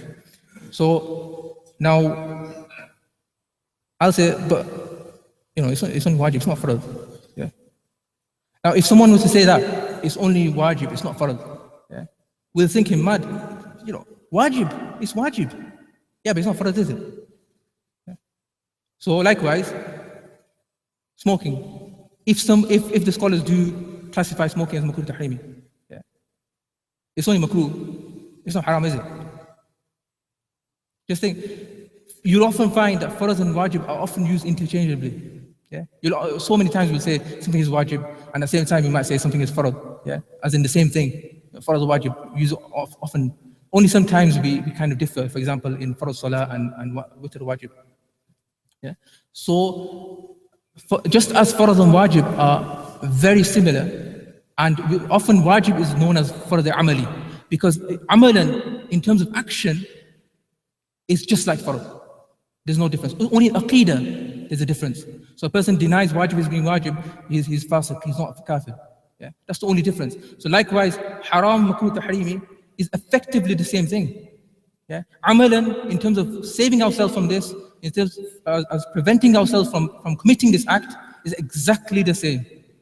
Yeah. So even when someone says makruh, tahrimi, yeah, what they effectively mean is najaiz, not permissible. And if someone says haram, so what? Because it's effectively the same thing. Yeah. So, is it haram, makruh? Yeah. Doesn't really matter. Yeah. They're both pretty much the same thing. Yeah. It's not allowed. So, if we translate that question, is smoking haram or makruh? We could translate haram or makruh as, is smoking forbidden or not allowed? Who cares? Yeah. It's at least not allowed, so end of story. Yeah. Very common misconception.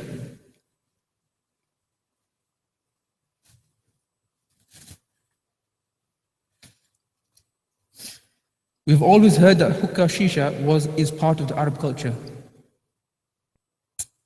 Did the Sahaba do shisha in the time of the Prophet ﷺ or after? The Sahaba. Just imagine, if you consider all the things we mentioned, the Sahaba would never do shisha. Filth. Never. Yeah. And if you think they do, then bring the proof. Yeah. As far as Arab culture goes, just because something is part of Arab culture, doesn't necessarily mean that it's part of Islam. Yeah. That's not to belittle anyone from Arab backgrounds. Yeah. It's simply a fact. Likewise, if something from Asian culture or any other culture around the world, if it's in contradiction to Sharia, if it's in contradiction to Islam, then we reject it outright. Likewise, in all our, in our culture, we have certain things that we have, bid'at and certain rusumat. Just because our forefathers did it doesn't mean we do the same thing. Likewise, just because something is of Arab culture doesn't mean that we inherit these things and we continue to do these things, or we think, oh, it's from, oh, it's mystic, or nowadays we think it's something is trendy and cool. No. How can something which is harmful ever be trendy and cool? It's only in our minds. Only because we've become accustomed to something, or we've been ingrained, or propaganda, or something around us, our environment, we've made it such that we think something is permissible, or something is of a certain culture which makes it permissible. No, that is not the case. Just to add to that, that earlier question, Shisha was actually approximately about 500 years ago in those Arab countries, so it wouldn't have been there at the time of the Sahaba.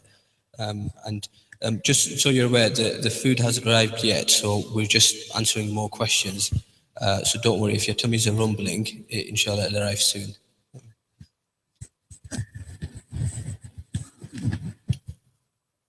Okay, you'll answer this question as well. Yeah. Is smoking cannabis haram? As many researchers have proven it to have more benefits than harms. I don't know where you got your research from, but oh, okay. No, by the way, if I kind of make fun of the question, I don't know who the person asking the question is. Don't mean to be, just criticize the question or anything. But if firstly smoke cannabis, or any type of drugs, it's completely haram. That's clearly proven in the Quran. So khamr, which includes anything which causes the mind to be altered or to lose our senses. These things are haram. No matter how much science or research or anyone does, right? Someone biased, you can probably twist something to make it seem as though it provides more benefits than harms.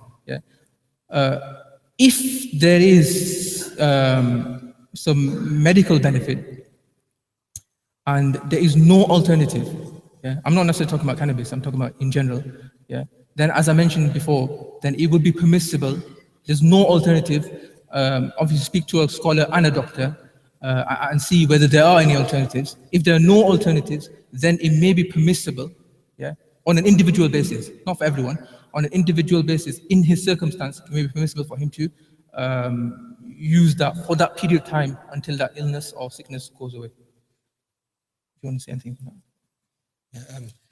So if there has been any research that's written online about the benefits outweighing the potential harms of cannabis, it's usually there's lots of quack medicine out there, which is basically where you get individuals who present it in a very nice manner, where it looks like it's all real. They talk about all sorts of diseases and all sorts of conditions cured by cannabis, cured by various other substances, because they're trying to further a cause. They're trying to further the legalization of cannabis, or they're trying to, they're aiming to do something along those ways.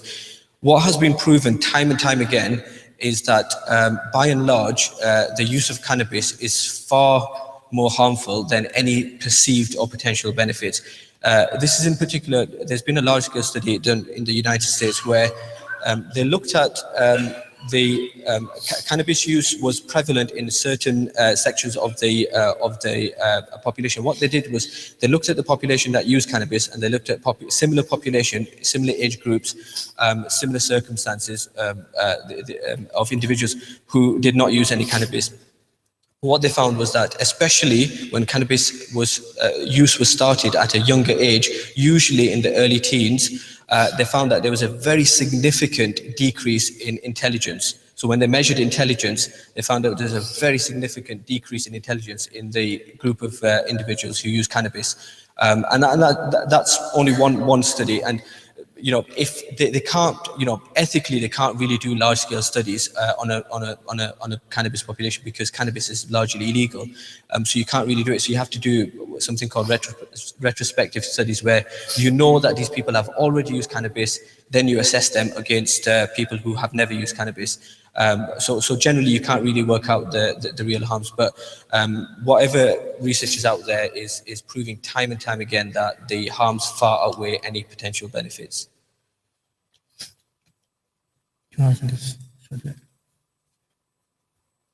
Okay, it says here, as we know that smoking is so harmful, why doesn't the government totally ban it? In an earlier version of my presentation, I did address this, that why don't we just ban it? Essentially, you can't do it. So if for example, we know that smoking is harm upon harm, and if all harmful substances were banned, all that would happen is that there'd be a black market, and essentially the government would lose money through taxation or loss of taxation, and what would happen is that the people who would depend on these substances would still carry on using these substances, but there won't be any regulation, obviously no tax revenue as I mentioned, and they'll be prone to sort of illegal activities. And whenever you ban something which people need or use on a regular basis, all that happens is criminality increases, and that's what we find. People will steal, people will lie, cheat, people do all sorts of things to try and obtain the substances. So that's what will happen. Essentially, what we want, the best way forward, in fact, I'll give you an example. What we say to people who are addicted to alcohol is that you should use alcohol to reduce your addiction. So if we know that alcohol is harmful for them, we still advise them to use the alcohol, because they have to mentally and physically be ready and be determined and be prepared. Their bodies have to become used to a gradual reduction in alcohol, and their minds have to be used to it. And the same thing applies to any substance out there, whether it's cigarettes, cannabis, alcohol, shisha, or anything that people are addicted to. We should use that substance or something similar to that. In the case of smoking, we've got nicotine replacement, to gradually reduce our dependence on it. And that's the best way, because that means that's a true withdrawal, and that's a true indication of our removal of dependence. If we just totally banned it, it would just make everything go under the carpet, and in the shadows, and in the dark areas, and more evil would sort of be promoted. So that's why it's not possible to totally ban it. I'll just say something from an Islamic perspective. To ban something, if you look within Islam, obviously as the Sharia was changing, it was done in stages. Yeah, it wasn't done just automatically straight away. First, you have to work on the people, yeah, and slowly but surely move towards that target. Yeah.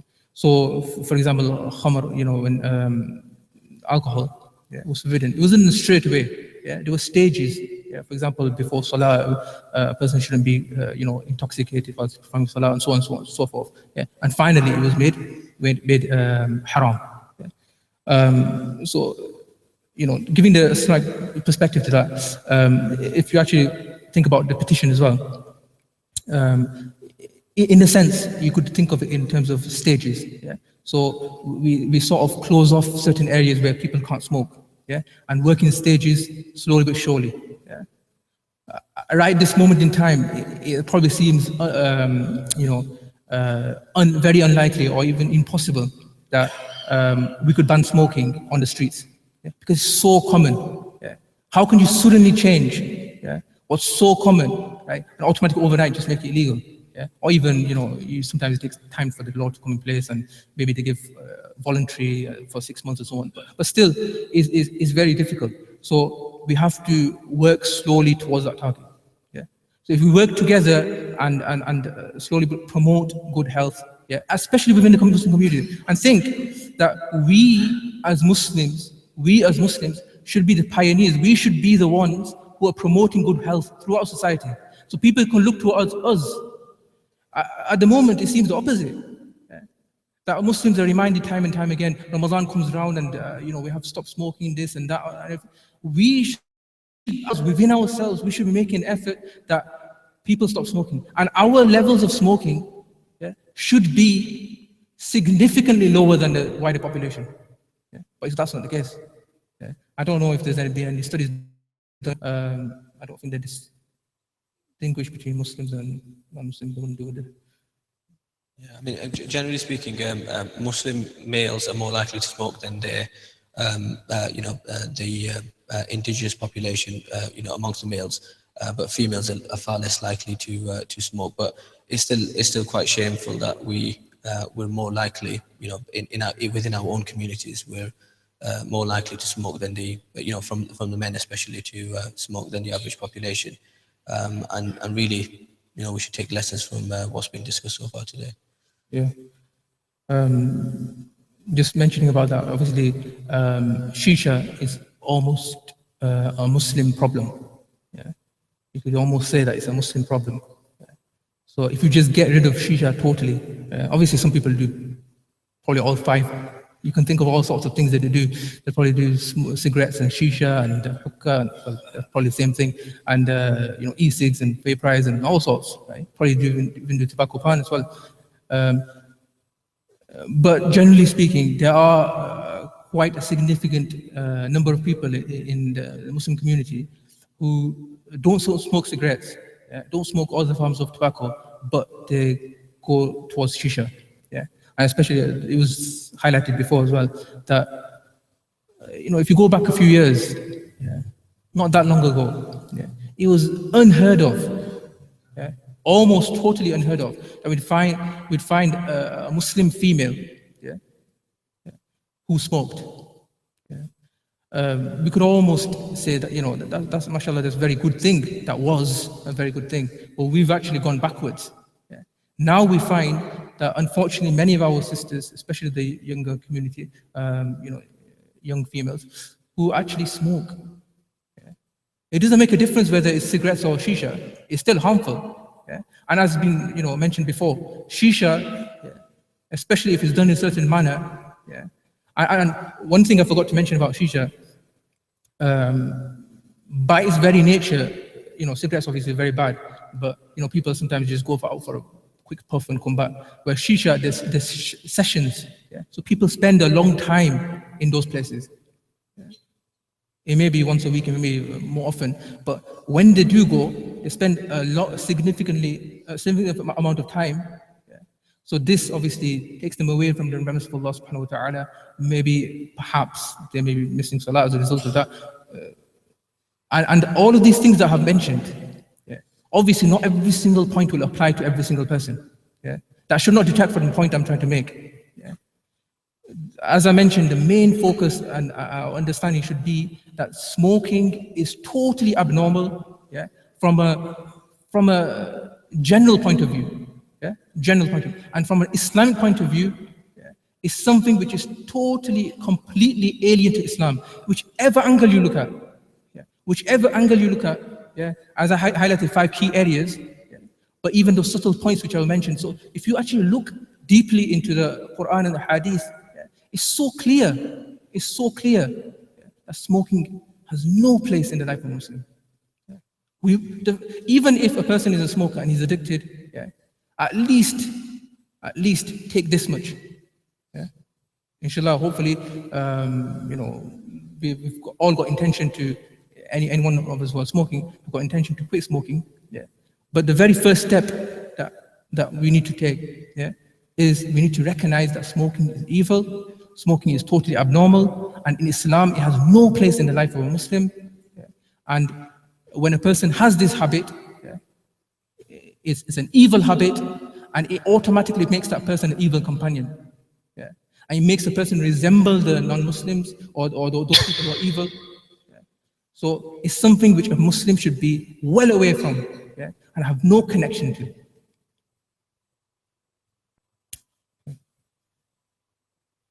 Does anyone have any more questions from here? Yeah. Yeah. I know this question has already been answered. A person who is hooked on hookah shisha may defend himself, herself. What advice can I give? Obviously, the advice has already been given. If we can take on board the points which we mentioned, especially from an Islamic point of view, because obviously you have, sometimes what happens is that a person knows the harms, and I would say the majority of smokers do know that. Probably all smokers, especially in terms of cigarettes, do know that smoking is harmful. Shisha, although there's more information out there now, so people are recognizing that shisha is harmful. But then we did have a question, saying that shisha maybe isn't harmful.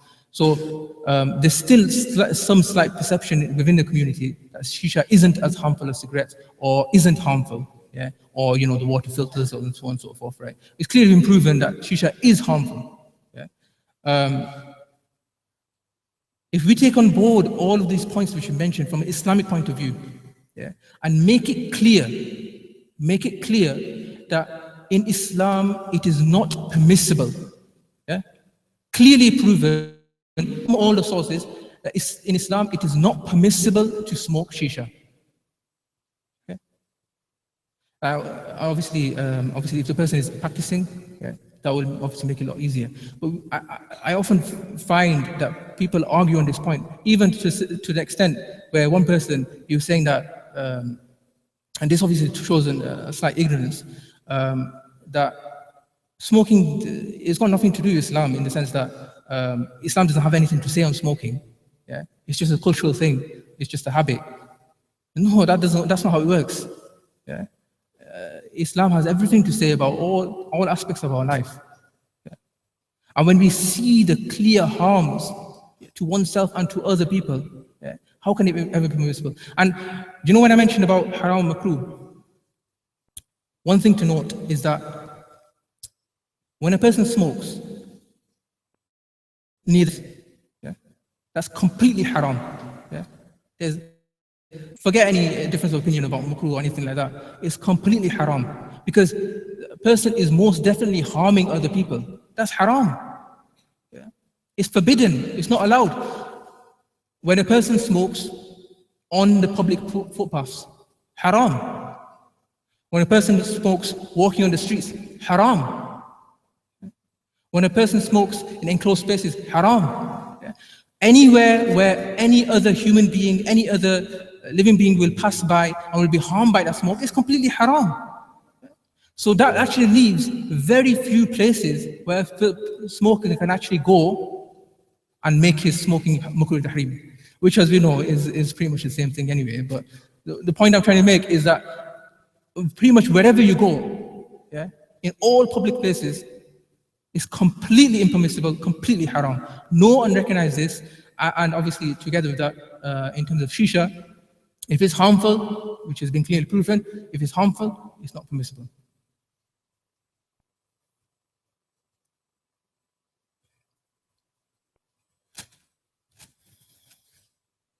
Any other questions?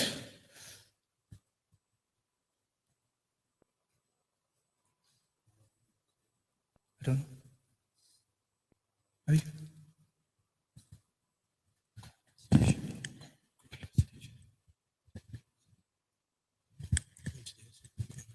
No, we'll have a recitation from our guest, Qari from Rochelle.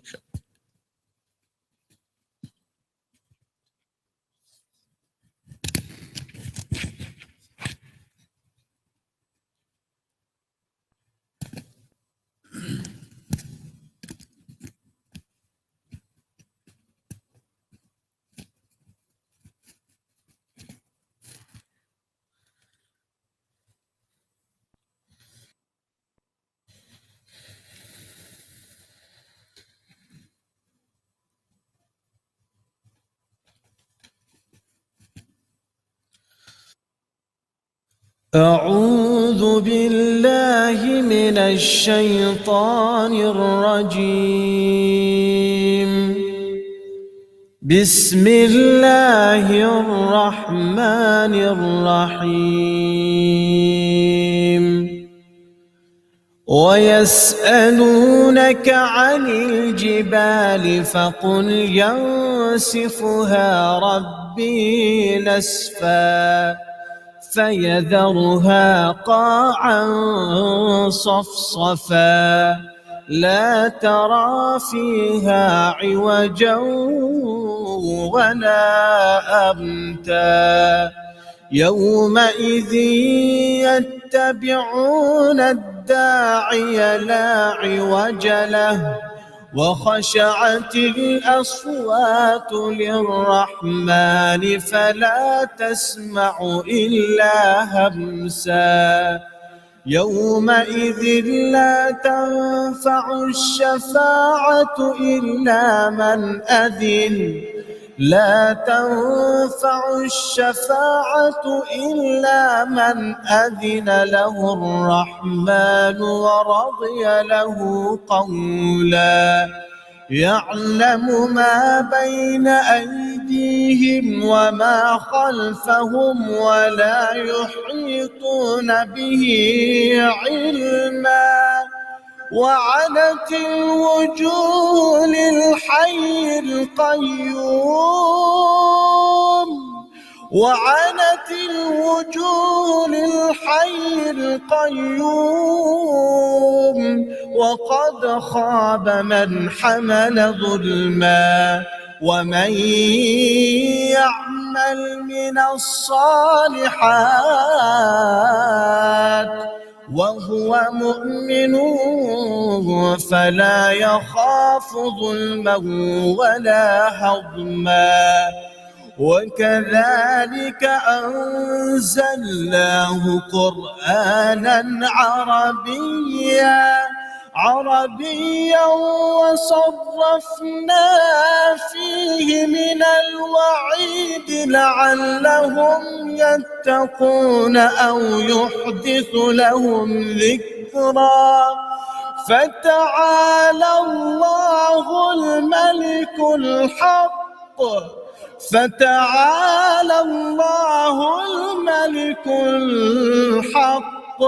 ولا تعجل بالقرآن من قبل أن يقضى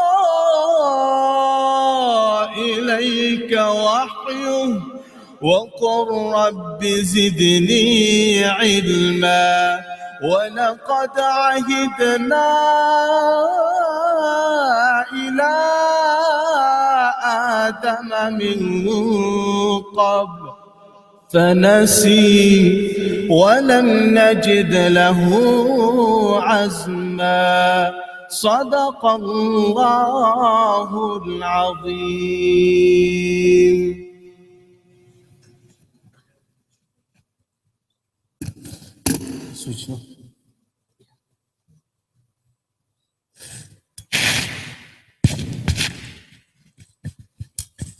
इंशाअल्लाह 20 minute में खाना पहुंच रहा है। आप लोगों को अभी थोड़ा इंतज़ार करना पड़ेगा। तो माशाअल्लाह बेहतरीन प्रोग्राम रहा। जो चीज़ें सोसाइटी के अंदर हमें ज़रूरी है उसके बारे में काफ़ी और शाफ़ी मालूमात हमें हासिल हुई। आप तमाम हज़रात से गुजारिश है कि घर न चले जाएं, खाना इंशाअल्लाह रास्ते में है और अभी पहुंच ही रहा है। तो इंशाअल्लाह खाना तनावुल करके घर पहुँचे और जिन लोगों ने मेहनत की है तो उनको भी फ़ायदा हो और जो लोग आए हैं उनको इससे फ़ायदा उठाकर जाना चाहिए। बहरहाल ये अल्लाह ताला कोशिश को कबूल फरमाए और इसके बारे में हम ज़्यादा से ज़्यादा हमारी सोसाइटी में जो यंगस्टर्स हैं, स्मोकर्स हैं, इनको आगाह करें, इनको इन्फॉर्म करना चाहिए कि ये कितनी नुकसान देने वाली चीज़ें हैं। एक सवाल आया था मेरे ख्याल से, मुफ्ती साहब ने उसका जवाब तो दिया لیکن چونکہ لکھ کر آیا تھا تو شاید ماں بہنوں کی طرف سے ہی آیا ہوگا. یہ سوال میں یہ پوچھا تھا کہ جن شیشہ پلیسز میں میوزک نہیں ہے یا انٹرمنگلنگ نہیں ہوتا ہے، صرف مردوں کے لیے ہے یا صرف عورتوں کے لیے ہے، تو ایسی جگہوں کے اوپر جانا کیسا ہے؟ ایسا سوال تھا. تو شیشہ جائز ہے، ناجائز ہے، حرام ہے، مکروہ تحریمی ہے، اس کے بارے میں تو آپ نے سن ہی لیا ہے. لیکن سیدھی سی بات ماں اور بہنوں کے لیے یہ ہے کہ قرآن نے ہمیں صاف انسٹرکشن دیا ہوا ہے کہ عورت اپنے گھر سے کب باہر نکل سکتی ہے اور کب نہیں نکل سکتی. نکلنا جائز ہے کہ نہیں ہے اس کو ہم پہلے دیکھیں، پھر ہم کس چیز کے لیے نکل رہے ہیں اس کو بعد میں سوچنا ہے. حقے کے لیے ایسی جگہ پر جانا جائز ہے کہ نہیں ہے جہاں پر میوزک نہیں ہے یا مردوں کے ساتھ اختلاط نہیں ہے، وہ تو بات کی بات ہے. قرآن نے صاف یہ کہہ دیا وَقَرْنَ فِي بُيُوتِكُنَّ، اپنے گھروں کے اندر بیٹھی رہو. فقہائے کرام نے الگ الگ حکم نکالے. اس کو سمجھنا چاہیے ماں اور بہنوں کو کہ بلا ریزن، وداؤٹ نو ریزن، گھر سے باہر پردہ پہن کر نکلنا یہ کیسا ہے؟ جائز ہے کہ ناجائز؟ یعنی کوئی کام ہی نہیں ہے، لیکن کام کے بغیر اسلامی لباس میں پردہ پہن کر گھر سے باہر کوئی عورت نکل رہی ہے تو یہ نکلنا جائز ہے کہ ناجائز؟ ایک سوال. دوسرا سوال، کام تو ہے، گھر سے باہر وہ جا رہی ہے لیکن اسلامی لباس میں نہیں جا رہی، اپنا چہرہ ڈھانک کر نہیں نکل رہی، تو یہ کام کو پورا کرنے کے لیے بغیر پردے کے گھر سے نکلنا جائز ہے کہ ناجائز؟ ایک تو یہ ہے کہ کوئی کام نہیں ہے، پردے کے بغیر ہی باہر نکل گئی، وہ نکلنا کیسا ہے؟ یہ کچھ سوالات ہے اسی آیت سے اٹھ رہے ہیں. تو سیدھی سی فقہائے کرام کی کتابیں آپ پڑھیں گے، مفتی لوگوں کے فتوے پڑھیں گے تو صاف لکھا ہے کہ پردہ پہن کر بغیر کام کے گھر سے باہر نکلنا عورت کے لیے حرام ہے. یہ کیسا کلیئر کٹ قرآن کا حکم ہے. وَقَرْنَ فِي بُيُوتِكُنَّ، پردہ عورت کے لیے اصل ہے گھر کی چہار دیواری کا. یہ جو لباس کا پردہ ہے وہ الگ پردہ ہے. اوریجنل پردہ اس کا یہ ہے کہ اپنے گھر کی والز کے ذریعے اپنا پردہ کرے، باہر نہ نکلے بغیر ضرورت کے. تو بغیر ضرورت کے ساتھ بغیر ضرورت کے عورت پردہ پہن کر گھر سے باہر نہیں نکل سکتی ہے. تو اب ہم سوچیں کہ حقہ پینا کون سی ضرورت ہے؟ ضرورت میں تو آتا ہی نہیں ہے کہ کوئی عورت حقہ نہیں پیے گی تو اس کو کوئی بیماری ہو جائے گی، یا حقہ نہیں پیے گی تو رات کو اس کو نیند نہیں آئے گی، یا حقہ نہیں پیے گی تو اس کا یہ نقصان ہو نہیں. ایسی کوئی ضرورت نہیں. ایسا بھی نہیں ہے کہ اگر وہ حقہ پینے کے لیے گھر سے باہر نہیں جائے گی تو شوہر کے ساتھ لڑائی ہو جائے گی. ایسا بھی تو نہیں. کوئی ایسا ریزن نہیں ہے کہ جو حقے کو انسانی ضرورت قرار دے سکے کہ یہ انسان کی ضرورت ہے. جب یہ ضرورت کی چیز ہی نہیں ہے تو اس کے لیے باہر نکلنا ہی جائز نہیں ہے. اس جگہ پر جانا جائز ہے کہ ناجائز ہے جہاں پر میوزک نہیں ہے، مردوں کے ساتھ اختلاط نہیں ہے، وہ تو بات کی بات ہے. وہ تو آپ کو بدلا دیا مولانا مفتی صاحب نے. لیکن گھر سے باہر ہی نکلنا حقے کے لیے یہ انسانی ضرورت میں نہیں آتا ہے. جب انسانی ضرورت میں نہیں آتا تو پردے کے ساتھ باہر نکلنا جائز نہیں ہے. تو حقہ پلیسز کے اوپر شیشہ بار کے اندر جتنی بھی ہماری ینگسٹرز لڑکیاں جاتی ہے وہ کون سی پردہ پہن کر نکلتی ہے؟ دوسرا حکم ہے ضرورت پورا کرنے کے لیے پردے کے بغیر گھر سے عورت نکل رہی ہے، یہ بھی ناجائز ہے. ضرورت کے لیے نکل رہی ہے، سودا خریدنے کے لیے نکلی، لیکن اسلامی لباس میں نہیں نکل رہی، پردہ پہن کر نہیں نکل رہی، تو کسی اور کو فتنے میں مبتلا کرے گی. نظر کی حفاظت خود بھی نہیں کرے گی یا خود کرے گی تو کسی اور کی نگاہ اس کے اوپر پڑے گی. تو ضرورت پورا کرنے کے لیے پردے کے بغیر گھر سے نکلنا یہ بھی ناجائز ہے. تو ضرورت نہ ہو اس کو پردے کے بغیر پورا کرنے کے لیے، اپنا ایڈکشن پورا کرنے کے لیے، شوق پورا کرنے کے لیے، خواہ مخواہ پیسے کو ویسٹ کرنے کے لیے گھر سے باہر نکلنا، یہ تو کیسے جائز ہو سکتا ہے؟ مفتی صاحب صحیح بات ہے، غلطی ہو تو بتلا دینا. تو یہ بہت ہی کارآمد چیزیں ہیں، ہمیں عورتوں کو بھی سمجھنا چاہیے کہ یہ اچھی چیزیں نہیں ہے. مردوں کا فزیکلی حساب سے آپ دیکھو تو مضبوط ہے، اللہ نے اس کو مضبوط بنایا ہے. جب یہ سگریٹ اور یہ حقے مردوں کی باڈی کو بھی نقصان پہنچا سکتے ہیں، تو عورتوں کو اللہ تعالیٰ نے دماغ کے حساب سے بھی اور فزیکلی حساب سے بھی مردوں کے مقابلے میں کمزور بنایا ہے.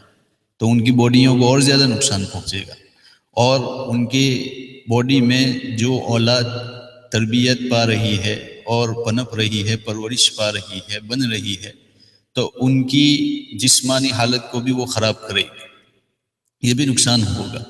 اس لیے شریعت کے حساب سے ہم دیکھیں تو یہ تدخین جو ہے، یعنی اسموکنگ کرنا، وہ چاہے ڈرگ والی ہو، ڈرگ کے بغیر ہو، تمباکو والی ہے، یا یہ جو فلیورز نکلے ہوئے ہیں اس کے ساتھ پی رہے ہیں، اور ڈاکٹر لوگوں نے بتلا دیا کہ یہ انتہائی ہماری صحت کے لیے نقصان دہ چیزیں ہیں. جب اسلام کی حرام چیزوں کو دیکھو اور مکروہ چیزوں کو دیکھو، ناجائز چیزوں کو دیکھو، تو اس میں یا تو تمہارے دماغ کو نقصان پہنچانے والی چیزیں ہوگی، یا تمہاری باڈی کے کسی پارٹ کو وہ ڈیمیج کرنے والی چیزیں ہوگی، یا تمہاری دنیا کا نقصان کرے گی، یا تمہارے دین کا نقصان کرے گی، آخرت کا نقصان کرے گی. یہ 5 نقصان ہوں گے اس میں کسی نہ کسی طریقے سے. اس کے اندر بھی ایسا ہی ہے، سگریٹ پینے والا منیمم لے لو کہ دن کی 1 ڈبی پی جاتا ہے، اور 3 پاؤنڈ لے لو، 1 ڈبی کتنے کی آتی ہے جی؟ 10 پاؤنڈ کی. چلو 10 پاؤنڈ نہیں گننا ہے، منیمم 3 پاؤنڈ گنو کہ 3 پاؤنڈ کی 20 سگریٹ کوئی لیتا ہے، میں 7 پاؤنڈ کا کنسیشن دیتا ہوں، تو مہینے کی کتنی ہوئی؟ 90 پاؤنڈ ہو گئے. آپ مارکس جانتے ہیں مجھ سے اچھا. 1 سال میں 1000 پاؤنڈ ہو جاتے ہیں. 1000 پاؤنڈ ہمارے ملک کے حساب سے گنو تو 100,000 روپیز ہو جاتے ہیں. 1 لاکھ روپیے کو آپ بچاؤ، عمرے کے لیے جا سکتے ہیں. ایک آدمی عمرے کے لیے آرام سے جا سکتا ہے، اکیلا نکل جائے. یا انڈیا کے اندر، پاکستان کے اندر ایسے بہت سارے غریب بچے ہیں کہ اللہ نے ان کو میموری دی ہے، اللہ نے ان کو اچھی سمجھ دی ہے، لیکن ان کے گھریلو حالات ایسے ہیں کہ وہ نہ دنیاوی تعلیم لینے کی سچویشن میں ہے، نہ دینی مدرسے میں جا کر وہ کچھ حاصل کر سکتے ہیں، کیونکہ ان کو گھر والے کام کے اوپر بھیج دیتے ہیں، ہوٹلوں میں کام کرتے ہیں. ایسے بچوں کو تلاش کر کے یہ لاکھ روپے ان کے لیے اسپانسرشپ کے اندر خرچ کرو، ان کو حافظ بناؤ یا عالم بناؤ، یا دنیاوی ایجوکیشن کے اندر بھی خرچ کرو، تو یہ ہماری دنیاوی کمائی میں بھی برکت کا ذریعہ بنے گا، اور آخرت کے حساب سے بھی ہمارے لیے قبر میں راحت کا سبب بنے گا. یہ تو میں نے صرف آپ کو 3 پاؤنڈ لے کر گنا ہے کہ 1000 پاؤنڈ ہو جاتے ہیں. اب یہ 10 پاؤنڈ کا آپ گنو تو کتنا ہو جائے گا پورے سال کے اندر. ہم کتنے پیسوں کو بیکار کرتے ہیں. جیسے ابھی مسئلوں کی بات چل رہی تھی، جس طرح حرام پیسہ ارن کرنا شریعت کے اندر جائز نہیں ہے، حلال پیسہ فضول طریقے سے ضائع کر دینا، بیکار کر دینا، خرچ کر ڈالنا، یہ بھی جائز نہیں. اسی لیے تو کہا، ابھی مفتی صاحب نے آیت پڑھی کہ فضول خرچی کرنے والے شیطان کے بھائی ہیں. کس کے بھائی ہیں؟ شیطان کے بھائی. تو اب حلال پیسہ بہت سارے لوگ جو ہوتے ہیں، حدیث شریف میں آیا، نبی اکرم صلی اللہ تعالی علیہ وسلم نے ارشاد فرمایا کہ ایک وقت ایسا آئے گا کہ آدمی اس کی ذرا برابر پرواہ نہیں کرے گا کہ اس کے پاس جو کمائی آ رہی ہے وہ حلال کی آ رہی ہے یا حرام کی آ رہی ہے. آج وہ ماحول بھی پھیل رہا ہے کہ بس کسی طریقے سے پیسہ آ جانا چاہیے اور حلال حرام کوئی نہیں دیکھتا ہے. انہیریٹنس کے پیسے کھا جاتے ہیں، قرضہ لیا اس کو پھر دینے کا نام نہیں لیتے ہیں، یا کماتے ہیں کچھ گورنمنٹ کو بتاتے ہیں کچھ اور وہاں سے بھی ہڑپتے ہیں پیسے. تو حرام پیسے کماتے ہیں وہ تو حرام ہی ہے، لیکن جس طرح حرام پیسہ کمانا حرام ہے، اسی طرح کسی کے پاس حلال کمائی کام کیا اس نے اور حلال کمائی وہ لایا اور اس حلال کمائی کو حرام اور ناجائز میں استعمال کر رہا ہے، یہ بھی جائز ہے، یہ بھی شریعت نے ناجائز قرار دیا. یہ اس میں ایسا ہی ہو رہا ہے کہ بیکار کے اندر پیسے آدمی کے ضائع ہو رہے ہیں. یہ اللہ رب العالمین کی دی ہوئی امانت ہے. جسم اور پیسہ یہ اللہ کی امانت ہے. اسی لیے مفتی صاحب نے آیت بھی پڑھی وَمِمَّا رَزَقْنَاهُمْ يُنْفِقُونَ، جو کچھ ہم تم کو دے رہے ہیں اس میں سے خرچ کرو. یہ مومن کی صفت اور کوالٹی ہے. تو اللہ تعالیٰ نے یہ نہیں فرمایا کہ جو کچھ تم کما رہے ہو، آدمی کماتا نہیں ہے، یہ اللہ تعالیٰ نے ہر ایک کی تقدیر میں لکھ دیا ہے، وہ اس کے حصے میں پہنچتا ہے. ہر ایک کو اپنی اپنی کمائی کے راستے کے اوپر اللہ نے لگا دیا ہے. لیکن اللہ نے ورڈ کیا یوز کیا؟ جو کچھ ہم تم کو رزق دیتے ہیں. رزق دینے والا کون ہے؟ اللہ. یہ رزق کس کا ہوا؟ اللہ رب العالمین کا.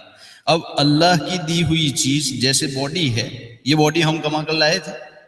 کسی نے آنے سے پہلے اللہ کی بارگاہ میں اپلیکیشن دی تھی کہ مجھے دنیا کے اندر جانا ہے، ہم کو کچھ پتہ بھی نہیں تھا، ہم تو تھے بھی نہیں، لیکن اللہ نے اپنے فضل سے ہمیں وجود بخشا. اسی طریقے سے یہ جو رزق ہے وہ بھی اللہ تعالیٰ نے لکھ دیا ہے. وَكَأَيٍّ مِّن دَابَّةٍ لَا تَحْمِلُ رِزْقَهَا، کہ جتنے بھی دنیا میں چلنے والے جاندار ہیں، مرد ہو عورت ہو انسان ہو یا جانور ہو یا کچھ بھی ہو، وہ اپنا رزق لے کر نہیں چلتے ہیں. رزق کس کی طرف سے؟ اللہ رب العالمین کی طرف. تو یہ رزق اللہ تعالیٰ نے دیا ہے، اس کو ناجائز کے اندر خرچ کرنا یا بے فائدہ چیزوں کے اندر خرچ کرنا یہ شریعت نے جائز قرار نہیں دیا ہے.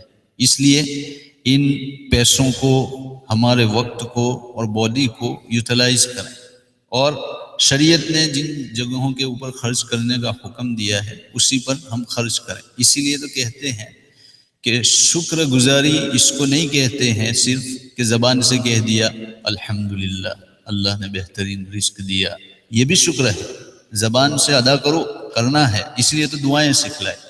لیکن اصل شکر کیا ہے کہ اللہ کی دی ہوئی نعمت کو مس یوز مت کرو، یہ شکر ہے. اب ہم مس یوز کر رہے ہیں اللہ کی دی ہوئی کمائی کو، پیسوں کو، اللہ کی دی ہوئی حسن کو مس یوز کر رہے ہیں. باہر نکل کر اللہ کی دی ہوئی جوانی کو ہم مس یوز کر رہے ہیں، اور پھر ہم 2 رکعت پڑھ کر اللہ کا شکر بھی ادا کر رہے ہیں کہ تیرا شکر ہے تو نے صحت بخشی ہے، تیرا شکر ہے تو نے مجھے بہترین فراغت والا رزق دیا ہے. یہ شکر نہیں ہے، اللہ کی نعمت کی ناقدری ہے کہ زبان کے اوپر تو اللہ اللہ اور دل کے اندر شیطان ہے. یعنی یہ ایسا ہی ہوا منافقت کہ ہم پیسے کو لاتے ہیں، مس یوز کرتے ہیں، اور پھر اللہ کا شکر بھی ادا کرتے ہیں. تو یہ تو اللہ رب العالمین کے ساتھ دھوکہ ہوا. اس لیے یہ جو سگریٹ ہے، اسی لیے مولانا تھانوی نور اللہ مرقدہ نے یہ بات لکھی ہے، ان کے الفاظ عورتوں کو بھی سننا چاہیے، مردوں کو بھی، کہ بہرحال، یہ ان کے ایگزیکٹلی ورڈ میں آپ کو بتلاتا ہوں کہ بہرحال حقے کا پینے والا گناہ سے خالی نہیں، یہ ورڈ لکھا ہے. تو گناہ ناجائز چیز نہ ہو تو نہیں ہو سکتا ہے، ناجائز ہوگا تبھی تو گناہ ہو رہا ہے. اور مولانا تھانوی نور اللہ مرقدہ نے لکھا ہے اس زمانے کے اندر اتنا پاپولر نہیں تھا حقہ جتنا اب ہو گیا ہے ہماری سوسائٹی کے اندر. تو یہ مولانا تھانوی نور اللہ مرقدہ جیسا شخص یہ بات لکھ رہا ہے کہ بہرحال حقے کا پینے والا گناہ سے خالی نہیں ہے. تو ہمیں سمجھنا چاہیے. اور یہ جو ابھی تذکرہ ہوا، ڈاکٹر صاحب نے بھی بتلایا، مفتی صاحب نے بھی بتلایا، اس سے بہت ساری چیزیں جاننے کو ملی، بہت ساری چیزیں سننے والے پہلے سے جانتے ہوں گے، لیکن یہ جو مذاکرہ ہو رہا ہے، جب ہم دوست آپس کے اندر بیٹھیں تو ان چیزوں کو دہرائیں تاکہ اس کی برائی اور پیدا ہو، تو یہ گندی چیزیں ہیں، یہ ہے وہ ہے۔ اور جو سگریٹس پیتے ہیں، اگر ہمارے دوست ہیں تو ان کے سامنے بھی ہم اس کے ہارمز کو بیان کریں، یہ نہیں کہ یہاں سے سنا، ہم نے سن لیا اور پھر ہم چلے گئے، بات ختم، جو پی رہا ہے اس کو پینے دو، اور جو کر رہا ہے ہمیں اس کی کوئی فکر نہیں ہے، نہیں، ان کی فکر کرو۔ ایک آدمی بھی آپ کے کہنے سے رک جائے گا، اس کی ہیلتھ کے اندر اضافہ ہو جائے گا، وہ کچھ عبادتیں زیادہ کرے گا، یا اس کو کچھ لمبی زندگی مل جائے گی۔ آپ یہ سوچتے ہوں گے کہ زندگی موت اللہ تعالیٰ نے لکھ دی ہے کہ اس وقت پر آئے گی، لیکن ایسا بھی نہیں ہے۔ اللہ نے دو ٹائپ کی تقدیر بنائی ہے، ایک تو کنڈیشنل بنائی ہے کہ کنڈیشن کے اوپر رکھا ہے کہ یہ اپنے ماں باپ کی خدمت کرے گا تو اتنے سال جیے گا، اور نہیں کرے گا تو اتنے سال میں مر جائے گا۔ یہ کنڈیشن صرف اللہ کو معلوم ہے، مجھے اور آپ کو معلوم نہیں ہے۔ اسی طریقے سے یہ ہے کہ یہ اگر سگریٹ نہیں پیے گا تو اتنے سال جیے گا، اور سگریٹ پیے گا تو اتنے سال میں مر جائے گا، کیونکہ بیماریاں ہوتی ہیں۔ پھر اسباب کے ساتھ اللہ تعالیٰ نے دنیا کو لگایا ہے، تو اس کو تقدیر معلق کہتے ہیں، لٹکائی ہوئی تقدیر، کہ یہ کنڈیشن ہوگی تو یہ نتیجہ نکلے گا، یہ کنڈیشن ہوگی تو یہ نتیجہ نکلے گا۔ اسی لیے تو حدیث شریف میں آیا کہ جو شخص یہ چاہتا ہے کہ اس کے رزق میں اضافہ ہو اور اس کی عمر میں اضافہ ہو، تو اس کو کیا کرنا ہے؟ اس کو اپنے رشتہ داروں کے ساتھ اچھا سلوک کرنا ہے۔ یہ رشتوں کے ساتھ اچھا سلوک رکھنا آدمی کے رزق کو بھی بڑھاتا ہے اور آدمی کی عمر کو بھی بڑھاتا ہے۔ تو یہاں پر یہی کویسچن اٹھتا ہے حدیث شریف کی کتابوں کہ اللہ تعالیٰ نے لکھ دیا ہے کہ یہ اتنا رزق لے کر جاتا ہے، کیونکہ وہ تو پہلے سے اللہ نے لکھ دیا ہے۔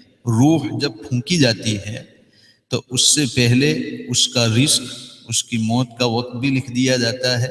یہ مرنے کے بعد پھر نیک بخت بننے والا ہے یا بدبخت بننے والا ہے، وہ بھی لکھ دیا جاتا ہے۔ تو یہ بعض تقدیریں ایسی ہے کہ اس کو صرف اللہ جانتا ہے۔ اسی لیے قرآن نے کہا ہے یمحو اللہ ما یشاء ویثبت، لکھی ہوئی تقدیریں اللہ رب العالمین چاہتے ہیں اس کو مٹا دیتے ہیں، اور جس کو چاہتے ہیں اس کو باقی رکھتے ہیں۔ اب وہ اللہ رب العالمین دیکھتے ہیں، بعض روایتوں میں آتا ہے کہ ایک دن میں اللہ تعالیٰ تقدیر جو لکھی ہوئی ہے اس کو 360 مرتبہ دیکھتے ہیں۔ کتنی مرتبہ؟ ایسا ہوتا ہے۔ اس لیے یہ جو کنڈیشن کے اوپر چیزیں ہوتی ہے، ایسا بھی ہوتا ہے۔ اس لیے ہمارے کسی کو کہنے کی وجہ سے سگریٹ سے بچ گیا اور اس کی عمر کے اندر اضافہ ہو گیا، اور وہ اتنی کچھ نمازیں زیادہ پڑھ لے گا، صدقہ خیرات زیادہ کر لے گا، تسبیحات زیادہ پڑھ لے گا، نیک کام کر لے گا، تو وہ سب ہمارے نامہ اعمال میں ایک دو بول کی وجہ سے لکھتا چلا جائیں گے، لکھتے چلے جائیں گے۔ دو صحابی کا قصہ آتا ہے کہ ایک ساتھ ایمان میں داخل ہوئے دو صحابہ کرام، سب کہہ دو رضی اللہ عنہم اجمعین۔ ان میں سے ایک کا انتقال ہو گیا اور ان کو دفن کر دیا آپ صلی اللہ تعالیٰ علیہ وسلم کی موجودگی میں۔ دوسرے صحابی جو ان کے ساتھ ایمان لائے تھے، وہ ایک ہفتے کے بعد، بعض روایتوں میں آتا ہے کہ ایک سال کے بعد ان کا انتقال ہوا۔ تو کسی نے خواب میں دیکھا کہ وہ پہلے جنت میں پہنچ گئے۔ کون؟ ایک ہفتہ یا ایک سال بعد میں جس کا انتقال ہوا۔ تو وہ حیران کہ وہ بھی شہید ہوئے تھے۔ کون؟ پہلے والے، اور شہید کا مرتبہ اپنی جگہ پر ہے۔ تو آپ صلی اللہ تعالیٰ علیہ وسلم کی خدمت میں یہ سوال آیا کہ وہ شہید ہوئے تھے، پہلے انتقال کر گئے، تو پہلے جنت میں چلے جانے چاہیے تھے، وہ بعد میں والا پہلے نمبر پر چلا گیا، ایسا کیوں؟ تو آپ صلی اللہ تعالیٰ علیہ وسلم نے ارشاد فرمایا کہ یہ جو ایک ہفتہ یا ایک سال زیادہ زندہ رہا، اتنی اس کی نمازیں زیادہ ہوئی نا۔ تو یہ مومن ایمان کی حالت میں اچھے اعمال کے ساتھ اس کی عمر زیادہ ہو تو یہ اس کے لیے آخرت کے حساب سے نفع ہی نفع ہے۔ تو یہ جو سگریٹس ہیں اس سے ایسی بیماریاں لگ جاتی ہے کہ جو انسان کی زندگی میں کٹوتی کرتی ہے، کمی پیدا کر دیتی ہے۔ اس لیے ایسی چیزوں سے ہمیں خود بھی بچنا ہے، ہماری نوجوان نسل کو بھی بچانا ہے، اور اس کے نقصانات کا تذکرہ کریں جب بھی آپس میں ملے اور ایسی کوئی بات ہو جائے۔ یہ ہماری مسلم کمیونٹی کی کمزوری ہے کہ بھائی لوگ آپس میں کھانے کے لیے جاتے ہیں، بیٹھتے ہیں، ملتے ہیں تو ادھر ادھر کی گپ شپ لگائیں گے، لیکن ایسے فائدے کا کوئی ڈسکشن نہیں کریں گے۔ یہ دیکھو ابھی یہ بھائی لوگ ہی ہیں، یہ آپس میں گھروں کے اندر بیٹھتے ہوں گے تو ایسی چیزیں سوچتے ہوں گے۔ اب دیکھو ان کو کسی نے پیسہ دیا ہے کہ آپ یہ پروگرام کرو، ہم آپ کو اتنا پیسہ دیں گے، کچھ نہیں۔ یہ ایک ہمدردی ہے، اخلاص ہے، قوم کی فکر ہے۔ انہوں نے بھی آپس میں تذکرے کیے، ریسرچ کیے، کتنا وقت لگایا ہوگا اور یہ ہمارے سامنے آیا۔